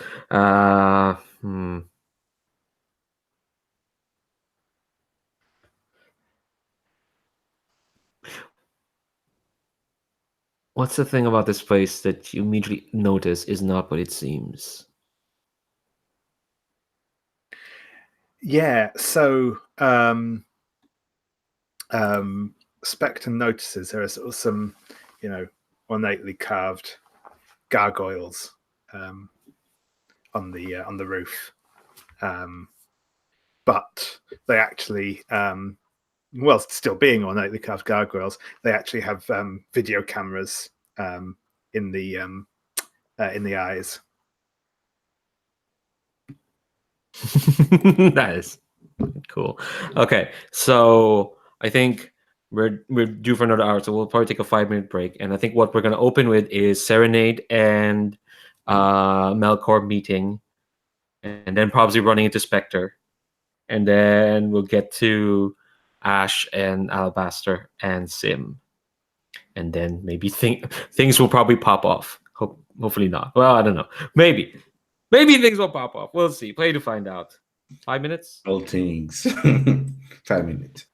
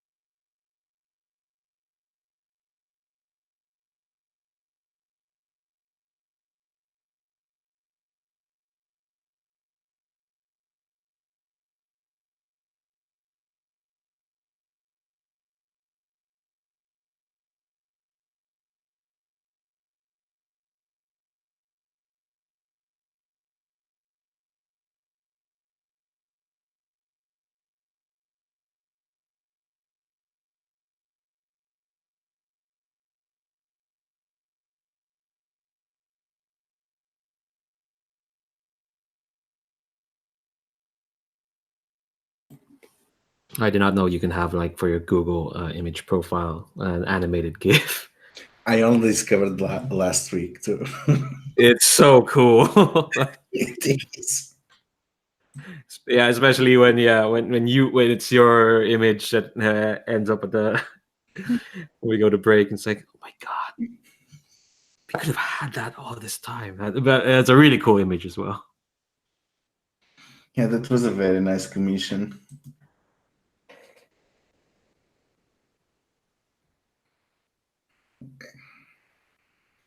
Time to start a fight at the library. You don't have to fight in a library just because you're in a library. God, But we can. you can, And we should. Okay. All right. What's there even to fight? What's there even to... All right, if you want to find... Well, you could send in some ninjas. I could. When in doubt, ninjas. Or when in doubt, dragons. When in doubt, emotions. Or orcs with Uzis. That's all good. Okay, ninjas with Uzis. All right, I'll note that down next time. Next time you're in a game of mine, Sabine. Ninjas with Uzis. Or moth. Moths are very dangerous. Or sorry, say it again. Moths. Yeah. Yeah. Okay. All right, I know what to do Friday now for that Good Society game. Moths with Uzis. Okay. All right, and it's the magic one as well, so it could happen. All right. Okay. Cool. So let's start with Melcor and Serenade probably meeting up, maybe right before they go into the weird shop. Yeah, Melkor is running, and I think like he sort of like the anime skid stop right in front of her. Like, you're really here. Yes, I texted you that I was going to come. Did you not expect me to come? I was kind of worried it was a Howl division thing, but It is not. I'm happy to see you. I'm happy to see you too. Oh, this is amazing. And I think that he sort of notices the bookshop next to him. Oh, this place is weird. Is it? Is that Well, good or bad? I don't know. Let's find out. Okay. I am glad, Melkor. I have not apologized to you. You don't have anything to apologize for. I attacked you. Yeah, and Varga and I are fine. Well, I'm glad that you are fine. You did not look so very fine when they took you away. Serenade, there's something friends do. They forgive each other when other friends make mistakes. I forgive you. Thank you. I should have told you about the kill code that I have in my head. I should have told everyone. I mean, I should have told you early on that I'm also a very glamazon space princess. Mistakes were made. Things happen. Let's move past it and maybe later today dance. I remember the promise you made. You still want to honor it? Of course. I'm looking forward to that. And they smile like it's a pretty new expression on that face. Yeah, I think Melkor smiles like the first time since Enid's. Hmm. Yeah, who's trying to comfort who? I'm not good at comforting people. And I'm insecure right now, Oh, but I can try. yeah, you give it a go. Insecure doesn't affect comforting anyway. Oh, It's that's defense or reject, so you're fine. I got a 9. I think it is you for sure. Cool. So yeah, on a hit, we open up. You get a clear condition or mark potential, or my screen is frozen up. Oh no. I can't scroll. Hold on. Yes, or which they can one? shift labels. Oh, they can shift labels. There we go. That's the third one. Huh. I think I might actually do that because I'm feeling a bit, I don't know. I think I want to, I want to shift Freak down and Savior up because he has forgiven me. Yeah. Spectre, I think you probably You probably as you're probably coming up, but you don't recognize any of these people, so you don't know who Varga is. Is you just see this Filipino dork and this That is such an apt description. yeah, this Filipino dork and this stiff-looking figure standing in front. Are you in your superhero clothing or? No, I am actually my. Sorry, that was at you. Sorry. Spectre? Yes, no, I am in full on Spectre garb, probably approaching from the rooftops of a nearby building. Fair enough. That makes more sense. Yeah, that makes sense. So yeah, I'll Hold on. joke a bit with Serenade. What a show off. Wink. 'Cause we all know Varga's the biggest show off. God. I don't think that Serenade knows that. They're just looking at this person jumping from the roof, and I was saying I'd quite because my plan is to get in unseen. So okay. Oh, okay. Never mind then. yeah, it probably won't work because it never does. But that's the. Someday, look, I remember it working. No, Oh, wait, no, I think maybe the last session it worked a bit. yeah. Yeah. No, I'm remembering a different beacon. Sorry. Go ahead. Just straight at that. The name of this move. I know it. I know where it's from. No one in the comments correct me. It's a Kate Bishop quote. Yeah, go do straight up creeping. Straight up creeping. And as is traditional, my mundane got put down just before making this roll. So It keeps getting put down. Why does that keep happening? oh, that's a total of 10 though. That's amazing. That's actually amazing. Yeah, ask two. Sure thing. So yeah, my plan is basically to sneak in through like one of the top windows of the weird place, and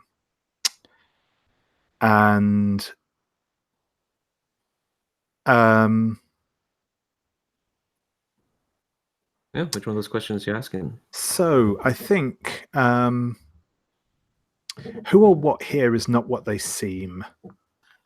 Okay. As you're scouting the place before you get in, you'll see. Well, you see those two random dorks having an emotional moment at the front. They seem mildly suspicious. Well, not really. They're just teenagers. Yeah, exactly. Serenade's just he's just there. You will notice though, just like to their left, there's like there's this government issued sedan. It's kind of like just waiting around there in the band. You gotta notice it's kind of like the same make as Agent Rostov's. Yeah. Just Cool. waiting there. Yeah, and I think my second question is going to be yeah, what here is worth grabbing? Okay, I think this is after you got in, and I'll say you get in. That's fine because you got a 10. Oh god. Look, Spectre's opinion if Melcor's worth grabbing. I will not ascribe any value that Spectre might disagree on. But yeah, when you kind of sneak in and you kind of see like looking into the foyer as you see Sim and Ash walk through. You notice this because you're paying attention, but like, you know how you don't know this, but Sabine mentioned like the dust here kind of falls in an orderly fashion, and I'm gonna assume you have like keen eyesight because you're cool, you're Spectre. You see that not your superpower, but I assume you're keen at this. And this is kind of the place that would have like dust as a sort of like a decoration and whatnot. But you can kind of see when the dust kind of settles, it's almost like they're making way. It's almost like they're moving away around this girl, this girl with the pink hair and the cheery expression. I think she's moved up from withdrawn to cheery now. Yeah, I think Oh, I remember now. You failed this roll back in Agents of Aegis. Hmm. You failed this roll and you got this like that keening, that frequency that kind of like knocked you out for a bit, and Purple had to help you out from getting close to the tuning knife. Yep. Yeah. I think as you kind of like your eyes kind of fall on this girl, you just get like a tiny nanosecond blip of that of that sound, of that sensation. Like a lot of things are worth grabbing here, but she's the one who's kind of caught your eye. Sure thing. Okay. So like, I think we'll leave you there as you're kind of scouting, because then we'll let's go to Sim so that we'll know what everyone else is going to do. So Sim, you've dragged Ash to this place. What are you what are you kind of like telling her and whatnot? So I start going down across the books, and I start going into details. Oh, that book, that is actually a limited copy. It was accidentally one of the older drafts that got printed. We got it from the bookseller on the 70s. That one, that's the third edition. That is actually worth a lot because it's the first printing, and it had an error. So it inserted this random character every 20 pages. Oh, this is a nice one. This is a book just like me, and he grabs Well, a little Albert, but this one is actually from this dimension. I'm gonna give it back. wait, a book like you? Yeah, I mean, yes. Uh, so when you say a book like you, is that like was that book a person, or are you a book? Well, everyone is a book, but I'm more a book than most people. Yeah, but people say that they're being metaphorical. Are you being metaphorical or not? I'm being metaphorical and figurative and literal. Oh my! All this time you've been a book. Well, no, I am something else now, but I was a book, Like you're not a child anymore, but you were a child at some point. I'm assuming. Sorry. You were a child? There has to be some sort of role to this, because she's kind of like more than a bit freaked out, I guess. Let's see. It's a provoke. Yeah, it's a provoke. I thought maybe you're trying to cover some part of it, telling me what makes it unique, but no, you already did that. This is definitely a provoke. You took influence. Oh no, that's someone. No, I don't have influence over her now. no. Who had influence? Who took influence? Oh, Varga or Melcor. You took influence over Enid because of that vulnerable team move. Oh no, you gave. No wait, no. Sorry, I messed it up. Let me reread that. You gave them influence. Sorry, never mind. Other way. Sorry. That's my bad. Okay, 9. 9. All right. On a 7-9, I can choose one. Oh yeah, I think they're gonna overreact. They're like, oh yeah, no, yeah, actually no, yes, Varga, do take influence over Enid because you saved her life. I forgot you can't just give influence, but here, Ash is just like, is that why you're so wordy? Because you're a book? You're trying to bamboozle me with words right now, aren't you? This is what you're doing. You're and she's speaking really loudly, and you're in a you're in a bookstore, and it's like you're all this time. Like I just thought you were some weird boy with magic, but now you're a weird book boy with magic. And so what? You didn't tell me. You didn't think that was important after I just told you I don't want freaky bullshit, and you're not bullshit, but you're freaky. But everyone outside can, yeah, the two of you can hear this outburst as well. You know, But before the needed.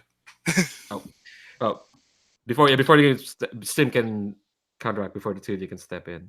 Sim? I was like, that's quite uncalled for. I mean, I've been nothing but completely nice and understanding with you. I don't understand why you have to call me that.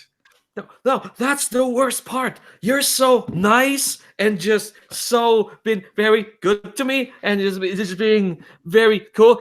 And now you're broken. I don't. And look, I don't know. I look. This is weird. She's looking at you like you're still, yeah, that terribly lovely person who took her out and had a nice chat about music and whatnot. But she told you she doesn't like. She wants to be normal. This isn't. And I think she says it's like, no, yeah, no, that's uncalled for. It's just so much. This is so much. Maybe I should just stay Aegis. Maybe they could have taken this out and I just go back to my band and to college and just. This is just so much. I'm sorry. It's a lot. And I think I thought you were having a good time. Why do you have to make it weird? I didn't. No, I'm sorry. I'm weird, but you're making this weird. I don't know what else I could do. And when she says that, I think Serenade and actually no, all three of you, because you've had interactions with like music and frequencies and whatnot throughout this entire series. You hear like just a note play in your heads, just like quick note. It's a foreboding note. Where's it The coming note from? just came from inside. It resonates in your head, but it feels like to you, Melcor and Serenade, because I think the two of you can feel it. It's coming from inside. To you, Spectre, it's clearly coming from her. And I think when you feel it as well, Melkor, you feel like for a split second that sensation of when you switch, for like just a split second, but you don't switch, but you feel like something's inside you is trying to burst out when that note plays. Oh dear. Does the Serenade like the note, or? Let's see. I've described this frequency as, let's see, the last time this happened, I think it was this second session. I think the Serenade bristles. Throughout this time, the Serenade's been quiet because they've been keeping mum, but yeah, they bristle in your mind. Mm. And you hear the wind howling. I will investigate this. So I'm stepping into the bookstore. In the middle of any sentence I was just saying, I'm just like, I'm going in. Yeah. So you see the two that you were tailing. The pink-haired girl is yelling in exaggerated Riga Spanish. She's flushed and sweaty and upset. Sim, what do you look like?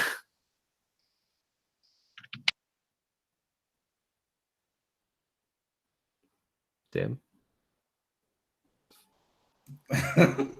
I mean, I think he's probably wearing long clothes that are a bit oozed, maybe stuff that ages had accumulated over the years of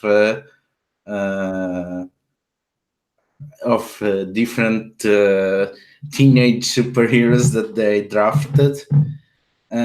So it's more like 90s clothing, and he has a dark skin, and then he has empty spots where the joint should be, and the his hands, they are pitch black, almost as if he's wearing gloves, which is actually they are shaped by ink, and his eyes are completely dark. Wow, you think Ash would have noticed all that? Yeah. I think she didn't look. She didn't figure you were a book. She figured you probably you worked in Aegis. You're weird or whatnot. I'm gonna ask the other two. What do they do? So Serenade's coming in to inspect all this. Melcor, what do you do? I'm coming in with Serenade and just, I think I look at Sim and I look at Ash and it's like, oh crap, who to calm down? Spectre, what do you do? Two people have now entered into this, and the pink-haired girl is quite irate. I'm upset. You're muted. So can I still feel this sort of note ringing out that? Yeah, you can. Yeah, it's more like the echo of it. It just Yeah. rang out for like that moment, but you can still feel it. I think I'm going to I'm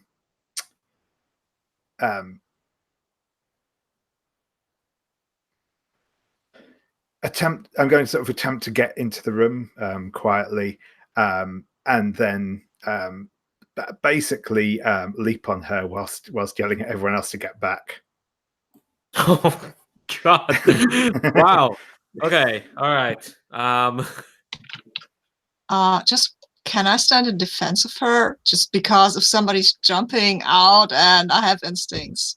All right. She's, Yeah, you can do that. Let's see how this goes first. Holy crap. What is that? You're not direct. She's not a threat. I was going to possibly unleashing my powers. Yes. It's overcoming an obstacle, reshaping environment. Roll plus freak there. Then we'll see how it goes, and we'll see. And then Serenade can stand in defense. That's a 6. Ah, Jesus. Okay. All right. I think describe to me how are you doing this? Yeah, so I think we see Spectre. He's kind of come down to the top of the stairs and he sort of flips around so that he sort of grabs onto a candelabra, chandelier type thing, swings onto the top of a bookshelf in the main shop floor, and then leaps down from there to tackle Ash to the floor. Yeah, and he'll be trying to put a hand around her mouth as well.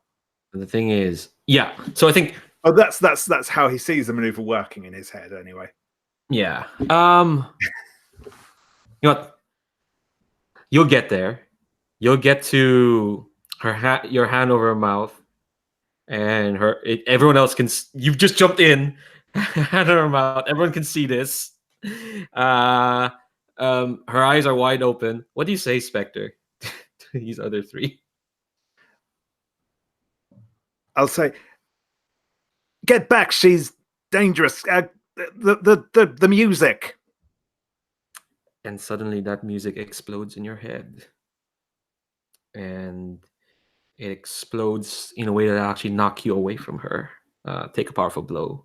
Sure From thing. There.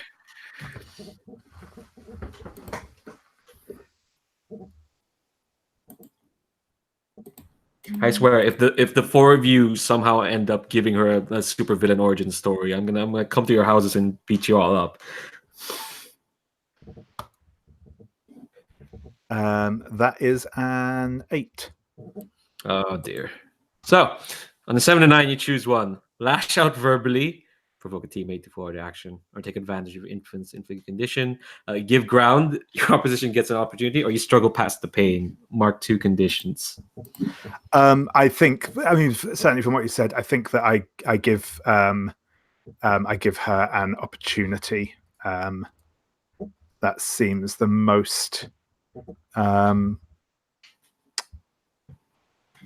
Yeah, I give ground, and my opposition gets an opportunity. Yeah, so you go flying through a bunch of shelves, possibly through some, some priceless reprints, and then,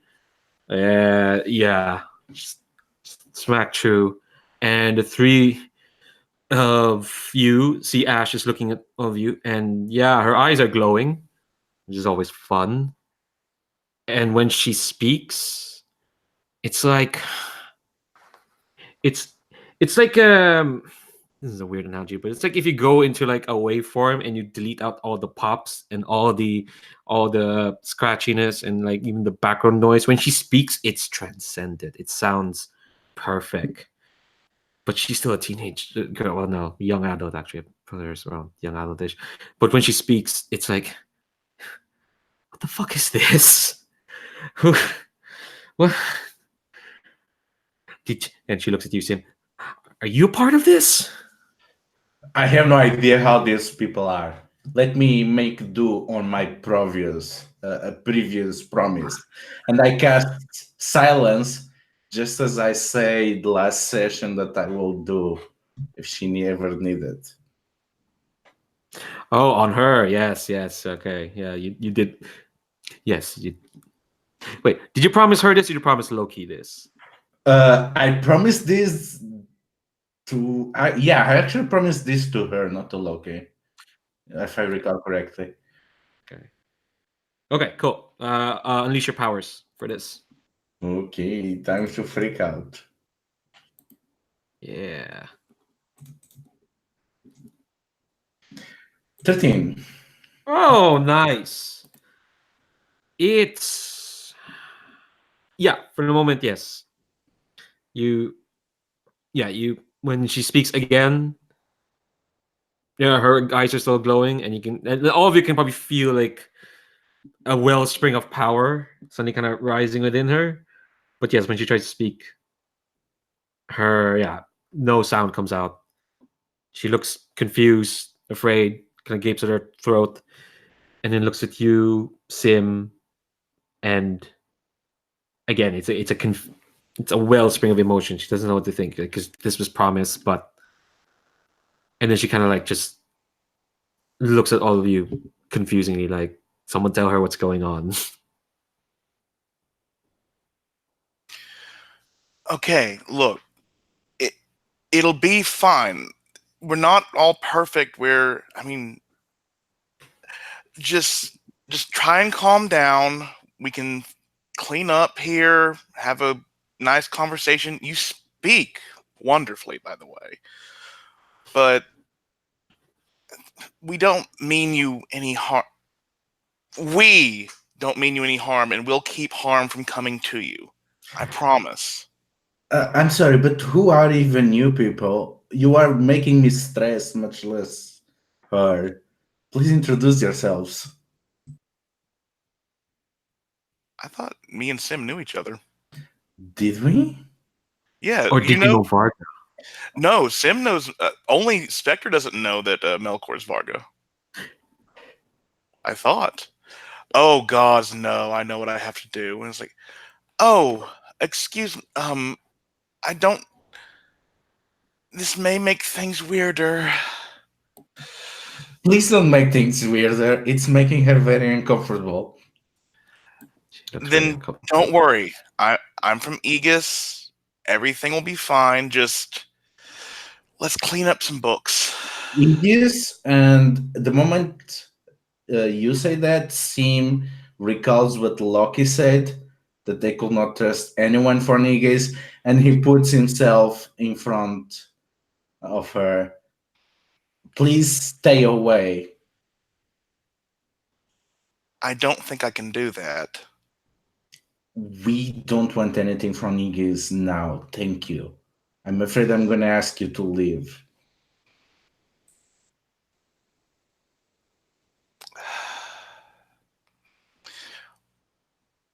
Well then, maybe a handshake.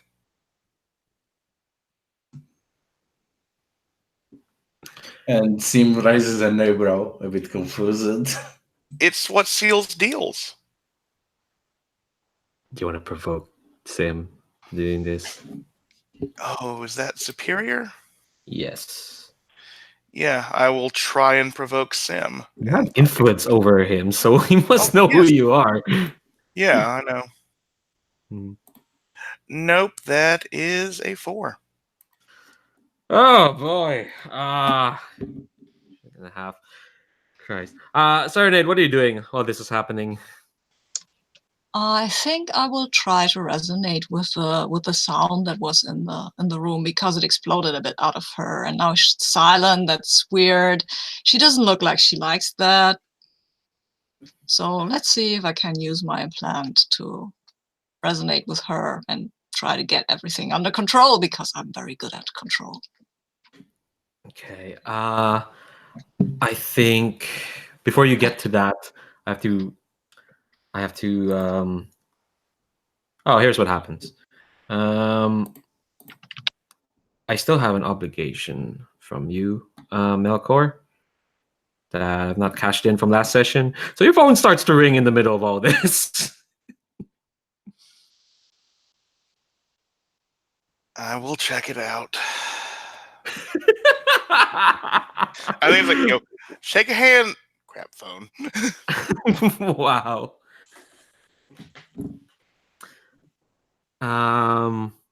Yeah, we'll get to you in a moment. As because I think what was happening is Ash is kind of looking over Sim's shoulder, and you can kind of tell that her just look at you, Melkor, like you're what you're saying is kind of getting. Well, no, she's getting annoyed at the whole scenario because she knows to trust Aegis, and some people don't trust Aegis for whatever reasons. So, but yeah, Serenade, you want to resonate? What does that look like?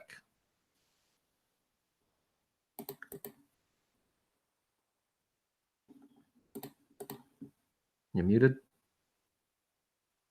Hello. That is actually fitting, because it doesn't look like a lot. People with sensitivity to this might start hearing the kind of windy, chimey howl. It's weird whistling that is going out and tries to harmonize with the note that was there before. Yeah, exactly like that. And maybe the Serenade's eyes get a little lighter, because they're usually pale-ish, but they get lighter when the implant is more in control. Cool. Sounds like unleashing your powers. Yes, I'm trying to unleash. What do I roll that with? Freak? Yes. Good thing I pushed it down before. Good thing. Yeah, and if I hadn't done that, I would have made the roll. Hey, this way I've got this. Can I use team? We've got one team. You've got one. Well, someone has to use it for you. Can I use it selfishly? I will. Okay, cool. Just you're in a call with your grandmother right now, Melkor. Oh, if I see shit. I think Varga the stone will resonate with this sound to make it go better. Okay, I'll allow that. Spend that team. Cool. You got one from one to none. Okay, so the effect. It's a 7 then. Yes. So you can remark a condition, or the GM will tell you how the effect is unstable or temporary. What do you prefer? I mean, if you have an idea for unstable or a thing or whatever, but I also mark a condition. Yeah, I think either way, you're gonna get a sense of what you can do to the Sonata. But I will say, if it's unstable or temporary, the chances of it kicking off into a proper fight will go up just a bit. It's no. I think I'm going to be insecure along with everybody else, and join the club, and then I'll just have the result that I wanted. Okay. Yeah. I think when you resonate, it's like the Serenade is drawing out the sonata just a bit. So like this spell, what happens is Ash kind of feels, and you feel it as well. It's like your serenade is reaching and kind of connecting with your sonata. And the thing with the sonata is like it's pieces of a large, bigger whole. And what's happening is it's like your serenade was not meant to connect with this sonata, but what it's doing is that it's a thorny serenade as well, so it's kind of pulling it out. So suddenly this like music fills the air, and it's just that note. This whole room feels it. You hear it like Sim. You hear it when I don't think everyone else has heard it except for you, but now you hear like this one resonant note. Spectre, in your poor pile of books, you hear it, and I think when you put it on your phone, Melcor, you hear grandma just say, "Nasan ka na ba, ha? Where have you been?" But as she just says that, again, the music fills the air, and she's gonna hear that. And I try to step up towards the Sonata girl. Just look at her, just so she can get the impression that this is coming from me, that I'm doing this. Yeah. What are you doing to her? Explain yourself. I'm not talking to you right now. I'm really. You can see that I'm concentrated on this. Whoever I am. Okay. Do I think I should burst the mask or assess the situation, which is more. Ooh. So what was your second choice? What did you want? What else did you want? Pierce the mask and Assess the situation. ooh. Well, if you're concentrating on the serenade, that will be pierce the mask. Okay.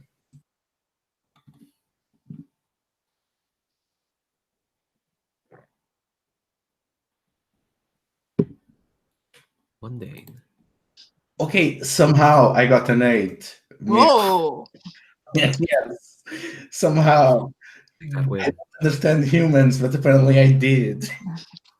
All right. Ask one. Human. I'm less mundane than you. Somehow. What do you intend to do?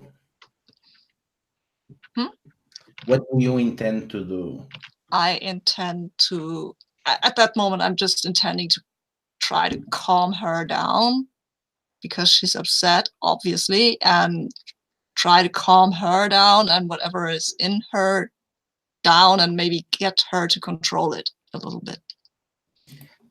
Okay, so what that Sim maneuvers a bit to be on the side so that he stands more between the two of you against the other two, and he starts scribbling, dissolving the ink that makes his fingers and scribbling arcane runes in the air in preparation if he has to defend the two of you.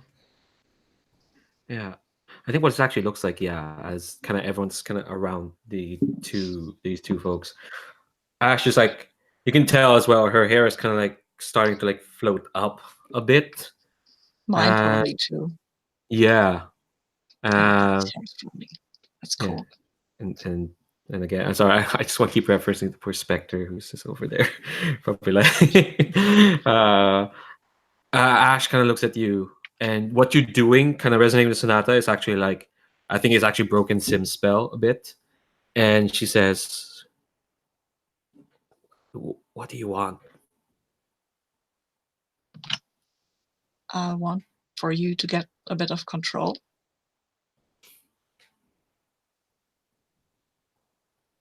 I want it gone.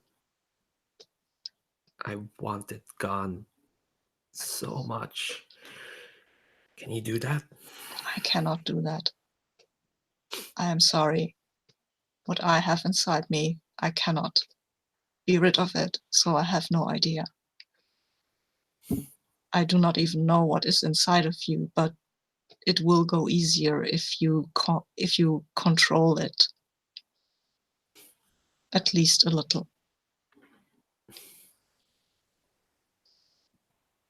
It's so hard. It's so much. How do you? Have you had How it do- long?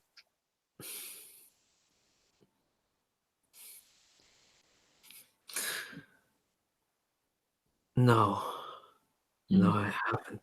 But it hurts. It's like a sun is inside. It's in my throat. It's trying to grow into you. If it is like mine. It wants to be sung. Hmm. It wants to be out there. But it can't be. It can't. I've seen what it looks like when it's sung. And it shouldn't. But I shouldn't be responsible for that. I'm just some person. Hmm.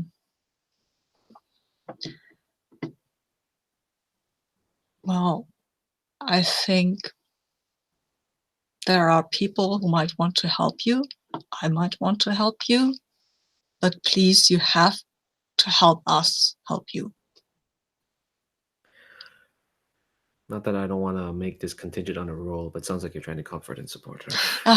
Yes, I know. I won't. this won't work well because I am terrible at that.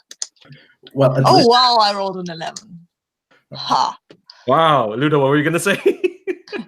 I could at least help with Tim, but no need. Oh, I don't. I'm not too sure. Wait a minute.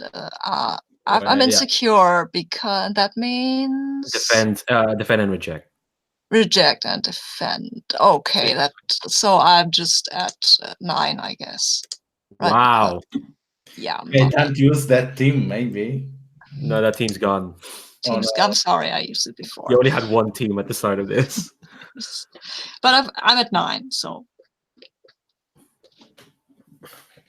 that's fine. I think she looks at you again, eyes glowing, but you can kind of see who she really is.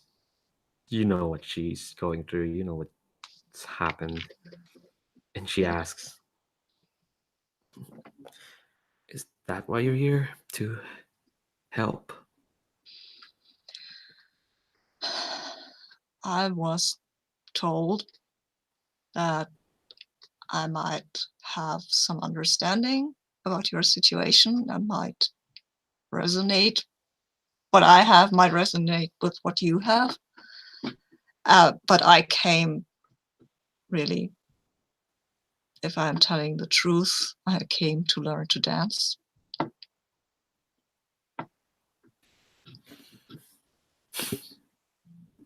That is not, that has nothing to do with this, but when I noticed that you were being overwhelmed, I wanted to help.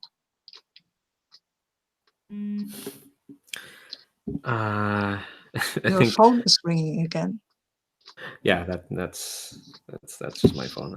My dad is somewhere warm apparently. I don't know what's up with him. Yeah, I think when you say that, like when you said you want to help, it's like suddenly. You find if she just starts, she kind of goes to try and hug you, but she just collapses on top of you, Oh, kind of crying and just overwhelmed with emotion. I am overwhelmed with, oh my God, somebody's touching me and she doesn't want to fight. Help. I'm looking around for help because this is not a situation I'm comfortable with at all. So everyone else. I want to ask Spectre first because I don't want to just leave him there in the pile of books. What are you doing right now? Yeah, I think Spectre's going to pick himself up from the collapsed bookcase, sort of shake his head, come forward. Sim, what the hell are you doing here? Then I mean, I was visiting Weird's bookstore.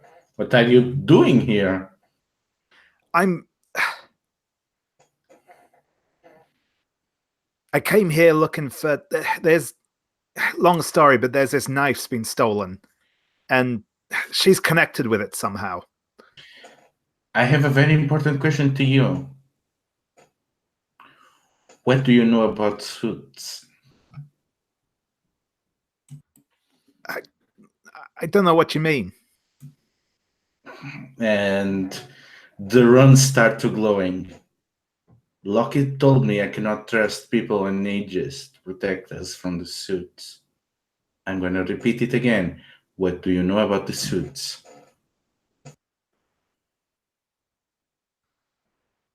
You mean like the higher ups? I know there's something going on. They're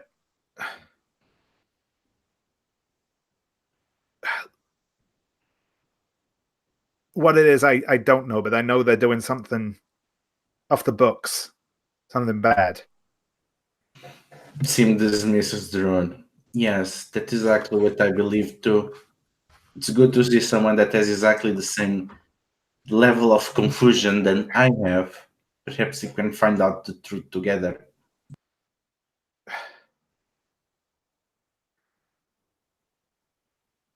Look, and he's going to kind of turn towards Ash, even though she's probably not in a state at the minute to really understand him. Says, Oh yeah, she's not in the state. She's still kind of babbling, ugly crying all over Serenade, who is still probably very confused, asking for help. Melcor, are you talking to your grandmother, or are you? You got a choice here, Melcor. Grandma, I'll be home soon. Beep. Melkor.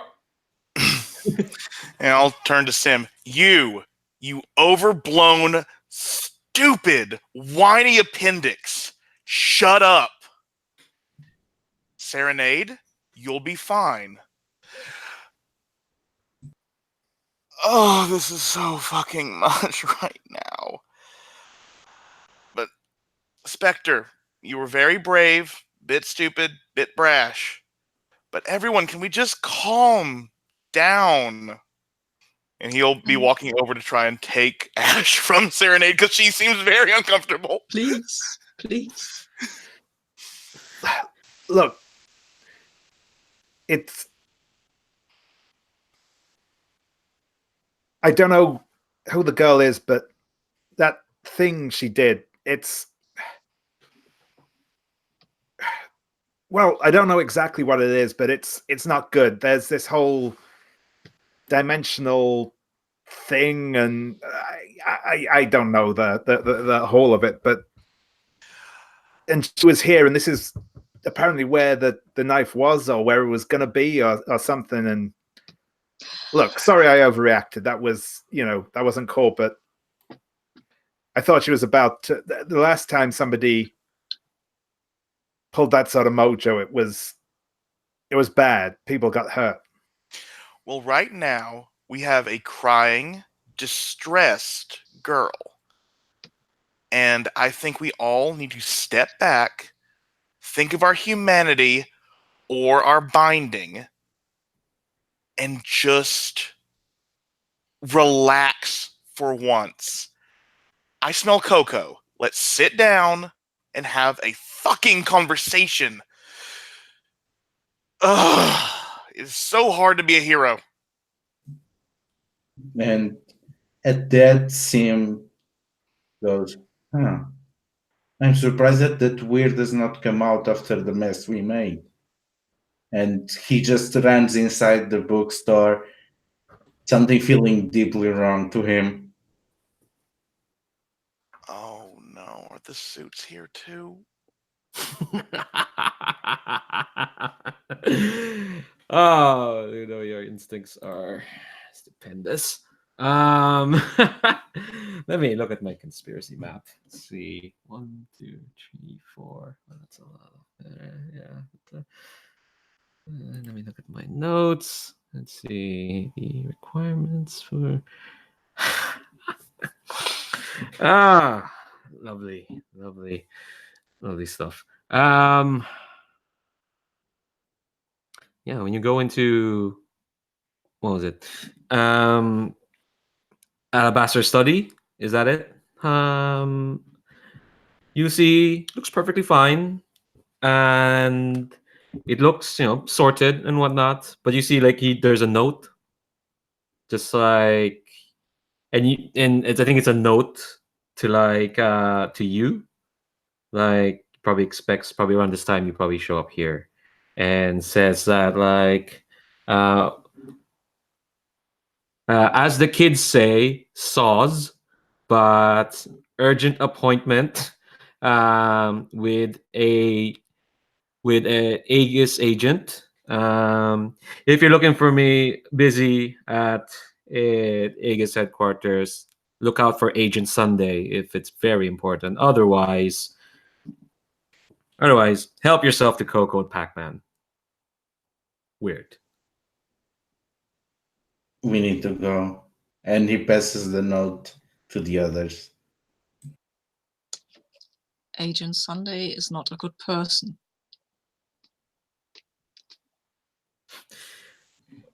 And forgive Well. me for not introducing myself. I am called the Serenade of Thorns. I am Sim. Or at least that's how they call me when I'm on the job. My self-attributed name is Albert Junior Cipriano. That is a lovely name.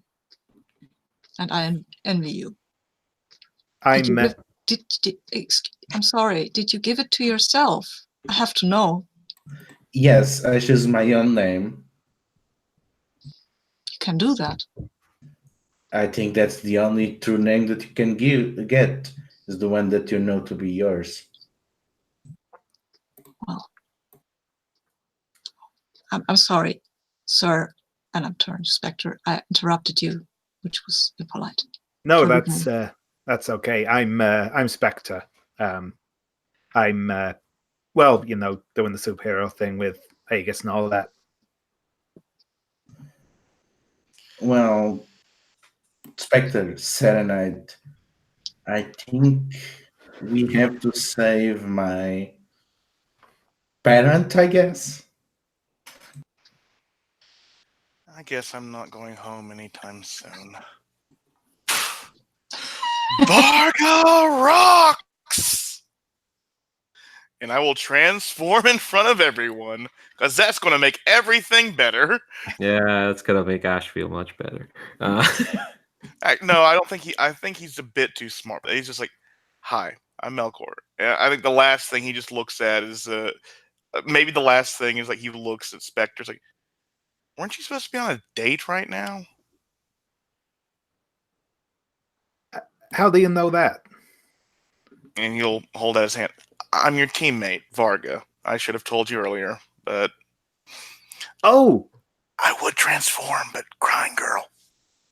And Oh. Sim just goes, "What?" Awesome. I mean, you look different when you're not in costume. It's a long story. I'll explain on the way. Okay, I think that's where we'll close the issue. I think very much that I think we can handle 5 players next week if you're free, Sabine.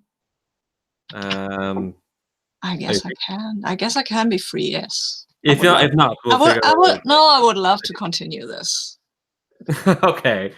I mean, if you're playing hard to get, then maybe fine. No. I just thought, okay, next week I probably won't play, so I could do something else. But I really want to play. So, Well, how can they beat the shit out of Hal without their weapon? That's a good question. Yeah. All right. Okay. Cool. That went places I didn't expect, but they're all incredible places. Jesus Christ, y'all are stupendous as always. Oh God, this is so much. All right. The end of session. I nearly forgot. The end of session. Let's do that first. Before I stop the broadcast. All right. Let's go with the character keeper. Spectre, how are you feeling? Hope you're feeling good. Which one of the 3? Oh, that's a good question.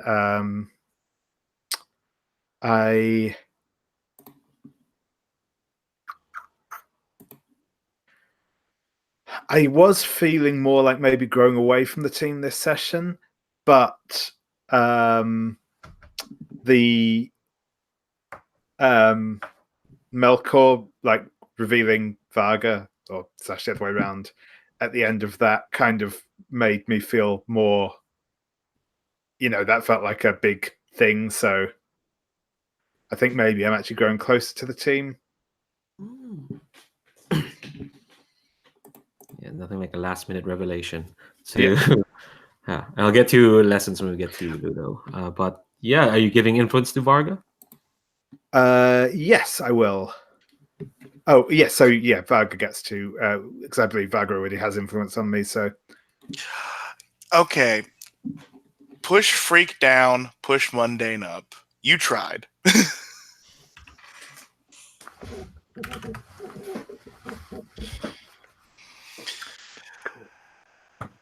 All right. So Varga, I have Melkor.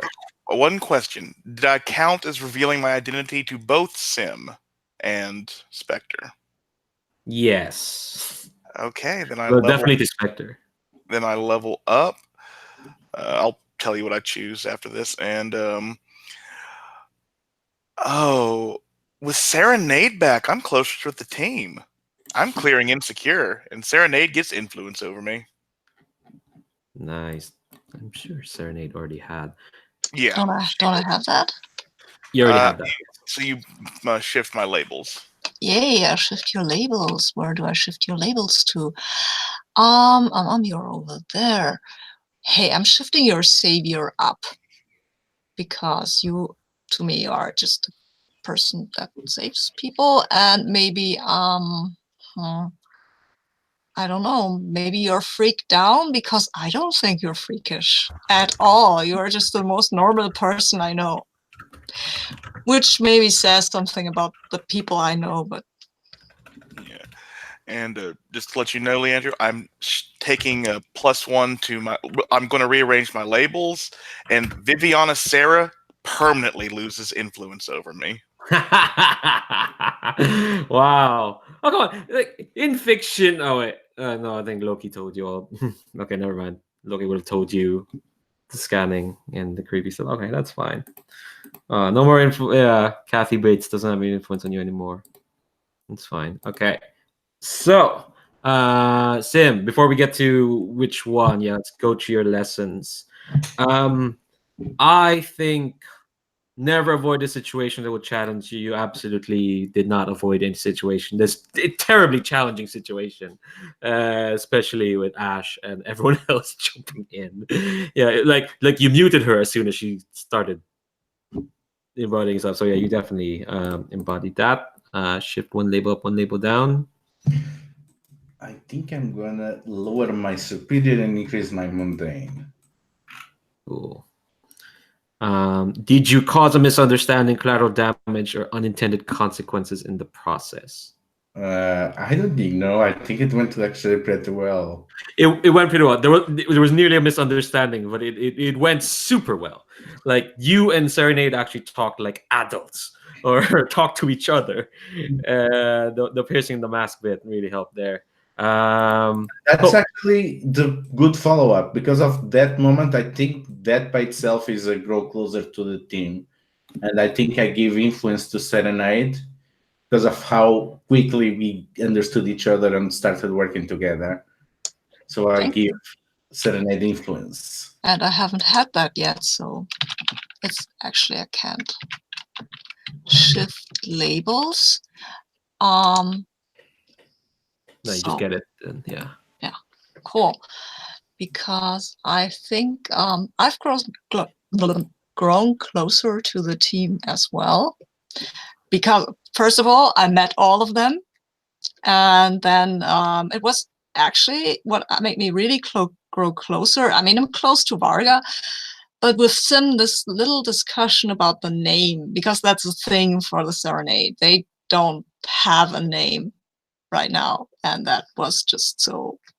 That's a designation. Serenade of Thorns is a designation, it's not a name. And that's yeah, maybe they will choose a name, and that gives him, of course, influence on them. And I get XP, and I have an entire week to think about what I want to do with that. Yeah. All right. Let's stop this broadcast. As always, you're the most terribly fabulously well, not even terrible people. No, we're not. This is a mass game. I'm very proud that this is like what, the 5th game in a row where everyone just grew closer to the team because y'all are perfect cinnamon rolls. We'll talk about it off broadcast. I'm gonna stop this broadcast now. Thanks so much, folks. Yeah, well, up in fab. Goodbye, YouTube.